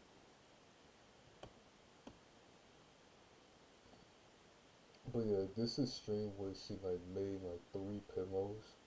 You know what I'm saying? Like 3 pillows. Like one, it was Stitch. The other one was Simba from The Lion King, uh, and then the third was Devilbird from you know what I'm saying, from Diamond Duck. You know what I'm saying? But yeah, that's what she literally made. I think she like did an amazing job on that. You know what I'm saying? And I even said it so many times, like it just showed how creative and how talented she is as not only as a person, but talented at what she does. You know what I'm saying? So, but yeah, she did an amazing job on that.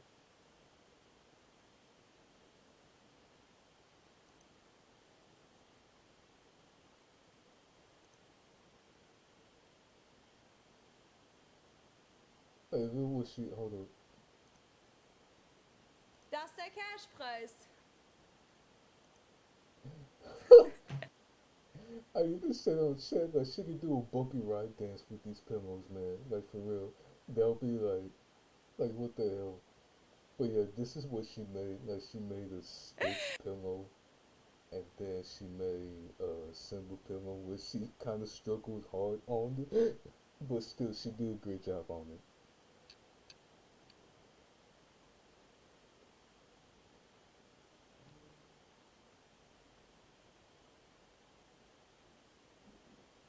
Wait.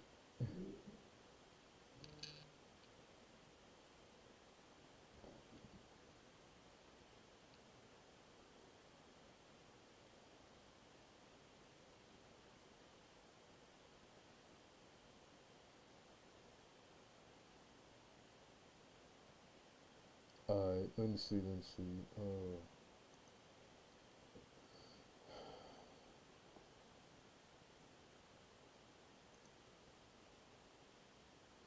No joke. Er ist jetzt süß, Chat. Oder? Ich muss noch mal vergleichen.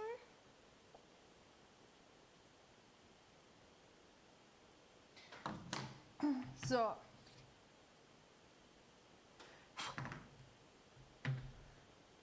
Ich finde ihn jetzt süß. Look at that. Look at that. Fucking eyebrow. Look at that eyebrow, bro. Hold on. Let me. I'm just look at the. I'm just looking at the stream, dude. Hold on. I'm just being the stream. Well, on the past stream, but hey, look at that eyebrow.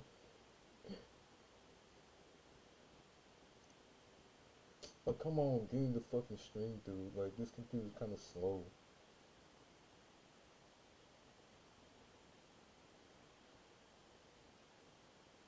But yeah, look at the eyebrow. Like, like, look at the eyebrow. You know, like the Rock. Like, bro.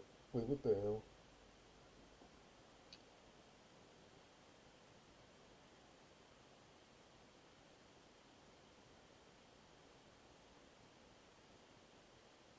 It's pretty funny to even see that, bro. Like, for real. Wait, let me see if anybody else is in chat.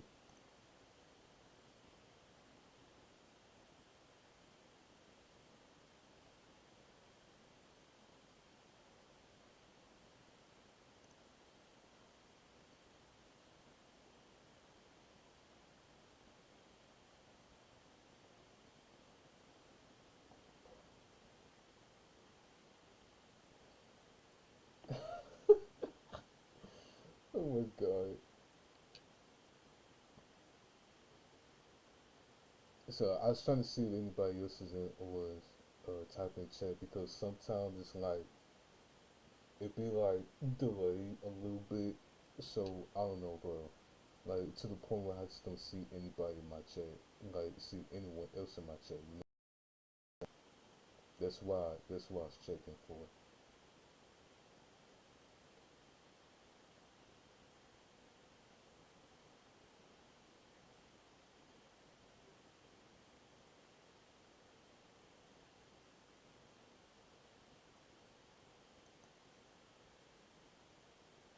what's that part? Oh wait, that's when she like literally started the Simba pillow. You know what I'm saying?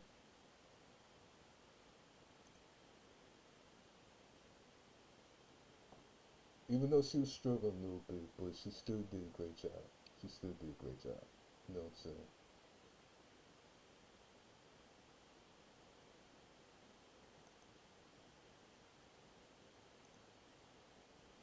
But I'm trying to show you out the fucking eyebrow. No joke. Ist jetzt süß, Chat. Oder? Warte, ich muss nochmal vergleichen.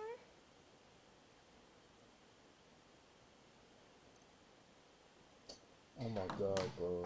So.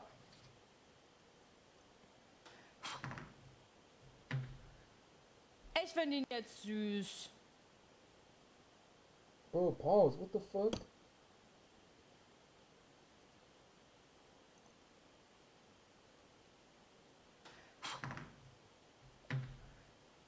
Ich finde ihn jetzt süß.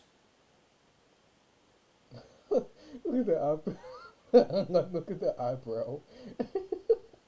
Oh my god, bro. It's like the Rock's eyebrow. Like, you know what I'm saying? Like, can you smell what the Rock... Wait. This is what Simba is saying with this eyebrow. Can you smell what the Rock is cooking? Or like this. It is smell what the Rock is cooking. Like, for real.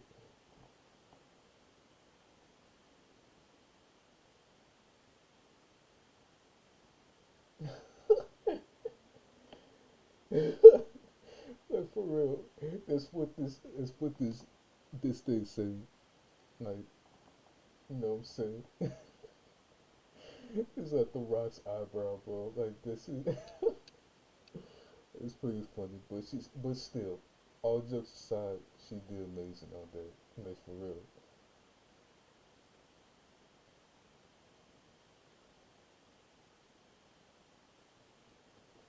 That's what she No was joke, looking at. ist cute geworden jetzt. But yeah, it's still cute.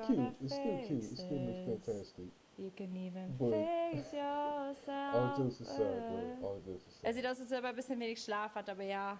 Ich finde ihn jetzt cute. Yeah. New Year's.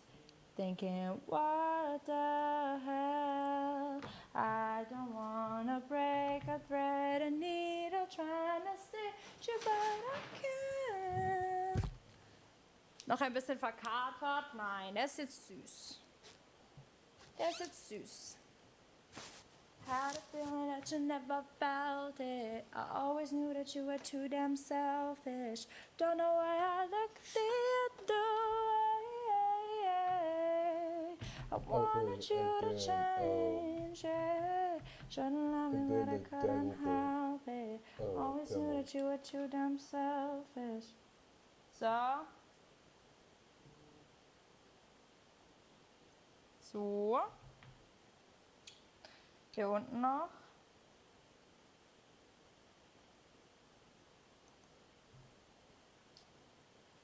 Kuss.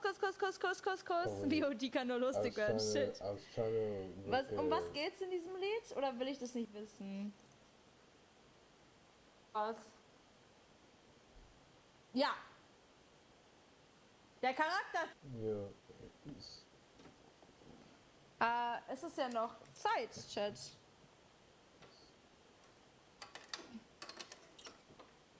Nein!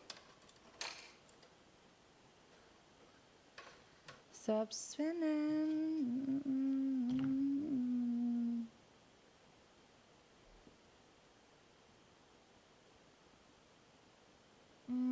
You know what? I should have du said hast vergesslich, that. I should have said. You know what I should have said? I should have said like. I should have said what I literally said, man. A simple. I should have said like that simple saying. Can you smell what the Rock is cooking? I should have just probably at least made her laugh. But I don't know if she's gonna be laughing at that. Like, you know what I'm saying? But, you know, just because of that eyebrow. Just because of that eyebrow. But I don't know, man. Like, It's just that I don't know. It's just that I just never thought about just putting that, just typing that chat. But I don't know, bro.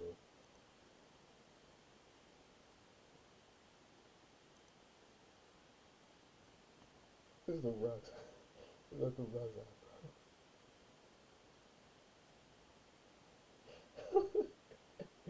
But yeah, it's pretty funny, bro. Nah, I actually like that. I actually like that.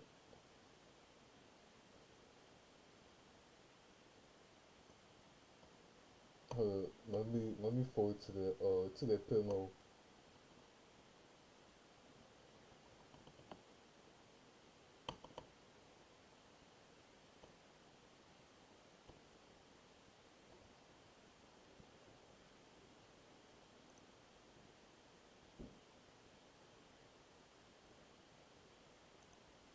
So sieht der Ganze aber aus und ich finde ihn. I like that. I'm doing it again. It's like the people's eyebrow, like the rock. But like I said, it's just simple saying like, can you smell what the rock is cooking? Like, you know what I'm saying?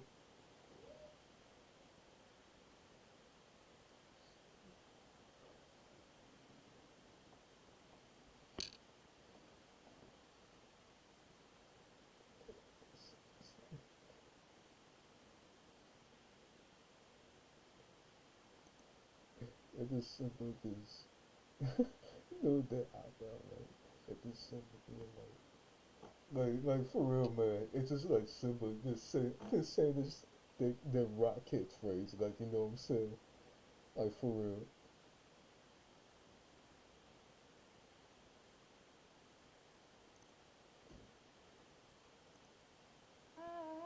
Miss Independent, don't you come and spend a little time? She got her own thing, that's why I love her. Miss Independent, who understand? Miss Independent. Yeah, yeah, yeah, yeah, yeah, yeah, yeah, yeah, yeah. Okay. Jetzt müssen wir nur so hoch machen, glaube ich. Makes me proud, something about her. I'm the one that I need my help. She says she got it, no doubt. There's something about her. But she walk like a boss, think like a boss.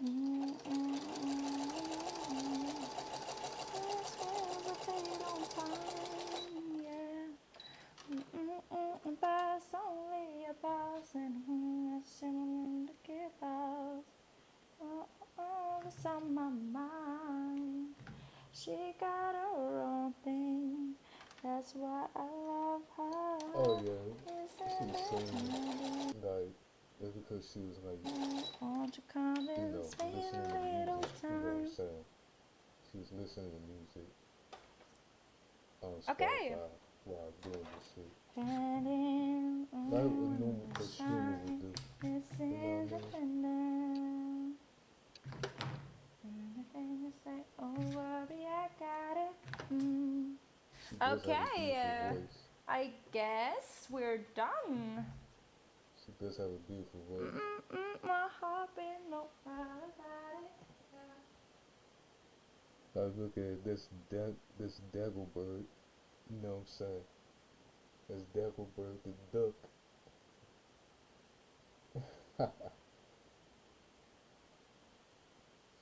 Look at that shit.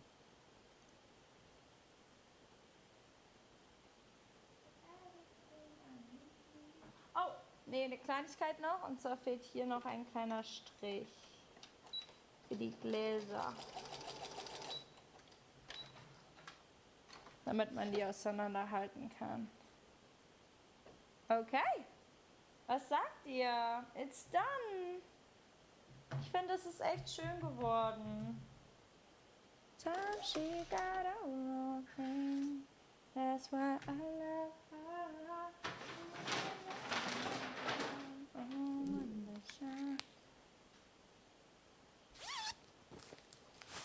That's why I love her. So.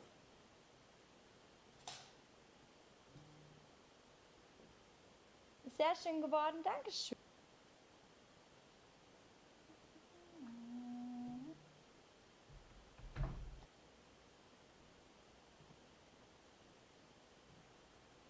Like, I'm trying to pop. What the fuck?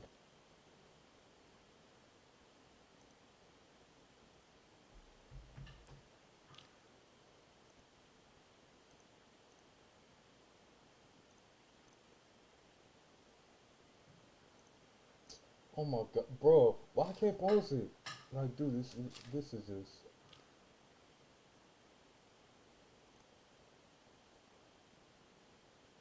Oh, look at this. This pillow. This pillow looks fantastic. Like I said, man, she did an amazing job on that shit, and not only that, it just shows how creative and talented she is, man. I said this so many, and I literally said this so many times, you know what I mean?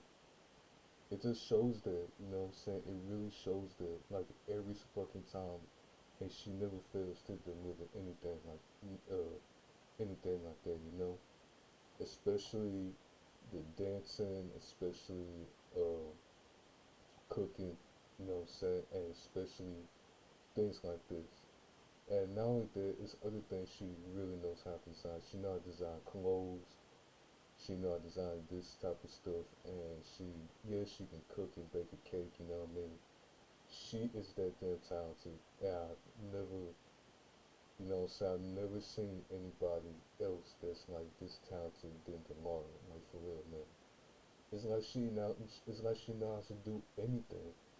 And I even said this, like, she always put her mind to anything she does, man.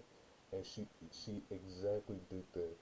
She did exactly, that's what am I trying to say? She literally did that with these pillows, man. It's just fantastic to see. And also a big smile on her face as well, man. Like, you gotta love it. You gotta love it. Ganz kurz, jetzt haben wir den hier, wir haben den hier und wir haben den hier. I mean, she didn't put the pillowcases in the pillow, but it's Das alright. sind alle 3 Kissen. I just noticed it when I saw that. Look at this. I just noticed that when she, like, you know what I'm saying, put the pillowcase in front of the pillow, and I noticed that she didn't do the same thing with the Simba pillowcase, but it's alright. Like, I'm just not, like, why would I even make a big deal out of Look it? at this.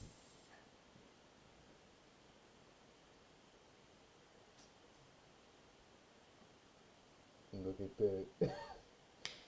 Oh, ich stehe im Weg. Look at that. All 3 of these, what's it called? All 3 of these pillowcases. Or all 3 pillowcases. Stitch, Simba, you know, with the Rock's eyebrow. You smell what the Rock is cooking. And then Dagobert. You know what I'm saying? And Dagobert. But yeah, she did an amazing job on that. And yes, she's so talented. Very, very talented. Ah, ich will aber mit drauf sein. Ja, Mann! Wir haben es geschafft! 3 Kisten. 1, 2, 3. Ich bin actually auch cute geworden. Hier ist das Auge ein bisschen schief. Aber it doesn't matter. Doesn't matter. Mein Favorite ist tatsächlich aber Stitch, glaube ich. Ich glaube, Yeah, Stitch ist mein Favorite. Yeah, me too. Like, I Ich finde think eigentlich alles süß. Stitch Ich one's finde my auch, favorite. dass Simba Like, richtig let cute me geworden rank ist this. im Nachhinein dann. Oh my Also am god. Anfang dachte Bro, ich so, like, I jetzt can't wird's gar pause nicht the mehr. fucking Aber es ist stream hübsch or geworden. anything. Und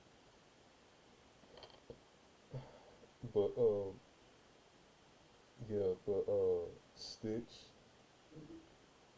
Let me rank this, okay? I'm gonna just rank this which one I think is the best. Stitch, it's not my favorite one. I think the Stitch one look the best. You know what I'm saying? And I think she worked really hard on this one, especially these two as well. But I think the Stitch one is like my favorite. Second, I would say Dagobert, and then my least favorite. Well, I would say this is my least favorite because all three of them are fantastic. But if I had to rank them, I'm gonna have to say Stitch, Dagobert, and Simba. You know what I'm saying? That's how I rank it. That's how I rank the pillows. But I think the Stitch one is like the best. It's like the best one, you know. Und ich finde Dagobert Duck ist auch cute geworden, aber Simba ist aber Stitch ist echt der coolste. Wie es hier ausschaut, überall liegen Fetzen rum. Oh mein Gott. Oh mein Gott, Chat. Oh, sorry. Musik zu wartet mal. Sorry, ich habe gesagt, mein Favorite ist Stitch. Ich finde aber Simba und Dagobert sind auch cute geworden.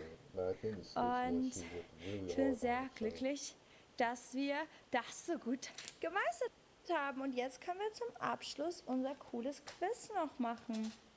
Ich habe die jetzt so draufgesteckt, weil ich das im Nachhinein dann off-cam einfach noch auf die Kisten draufnähen werde. But yeah.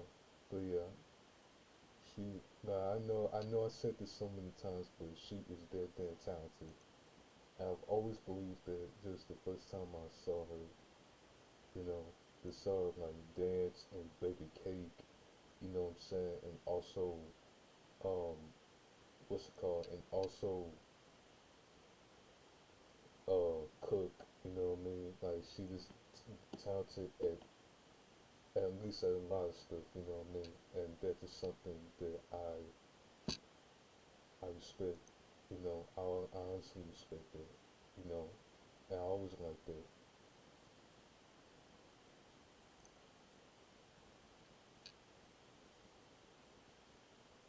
I always like that, bro, like for real.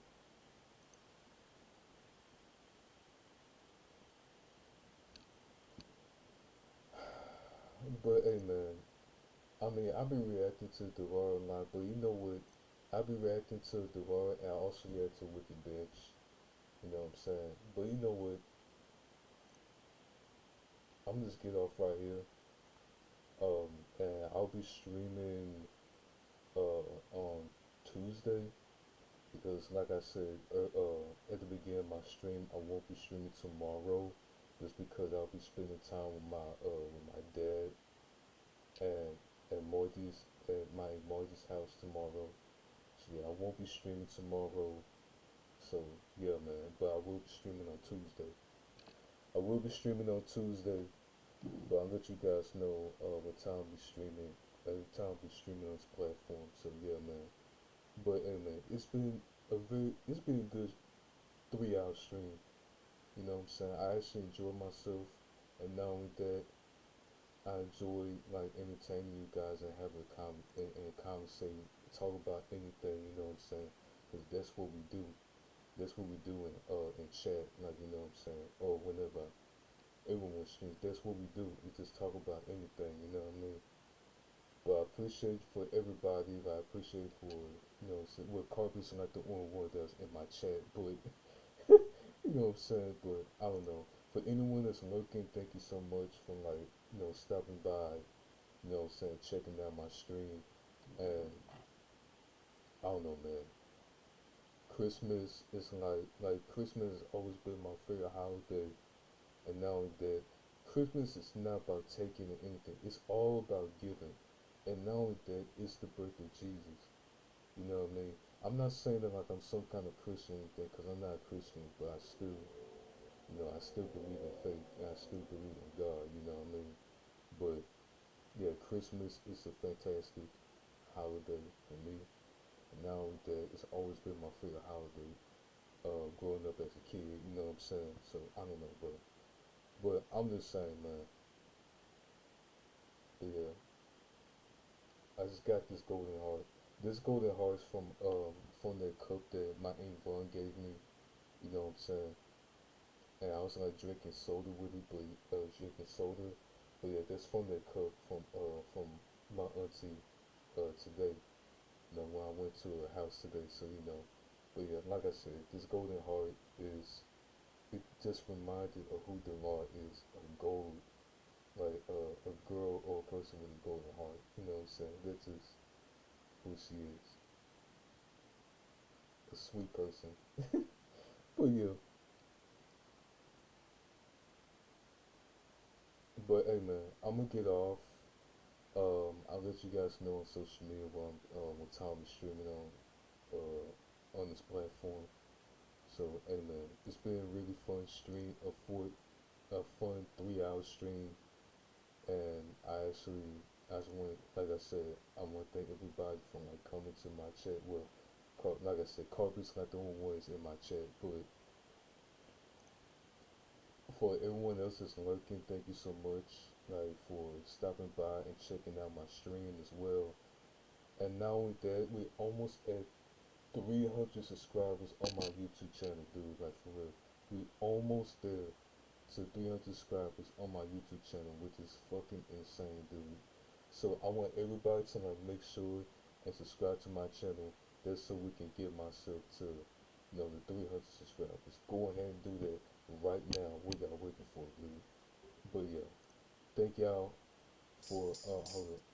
Thank y'all for coming to my chat. Thank y'all for hanging out. Thank y'all for like lurking and stream, you know what I'm saying?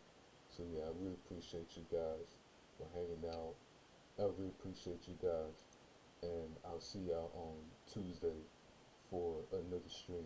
I don't know what I'll be streaming Tuesday, but all I know is like I said, man, I won't be streaming tomorrow. I'll be streaming on Tuesday. So, hey man.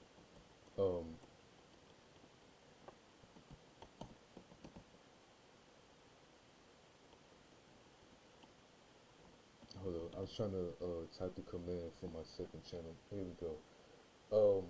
Here goes the social media of my Twitter, my Instagram, and then I'll fix my Discord. So Discord link later because I keep on forgetting, but I'll just fix it just whenever I have time to. And then here goes my TikTok, and y'all want to follow me on my TikTok account. And also here goes my YouTube channel, my second YouTube channel. Go ahead check out my second YouTube channel. You know what I mean?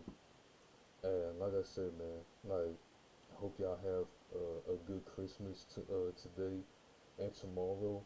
Uh, and I hope y'all have a good evening. So yeah, man, y'all have a great Christmas. I'll see y'all tomorrow for another. Not tomorrow. I see y'all Tuesday for another stream. I really appreciate y'all. And bye, guys. And I hope y'all have a good night. So yeah, God bless y'all and Merry Christmas. And play the song for you. I'm gonna play the song. So yeah, Merry Christmas. And I hope y'all have a good Christmas today and tomorrow. Bye, guys.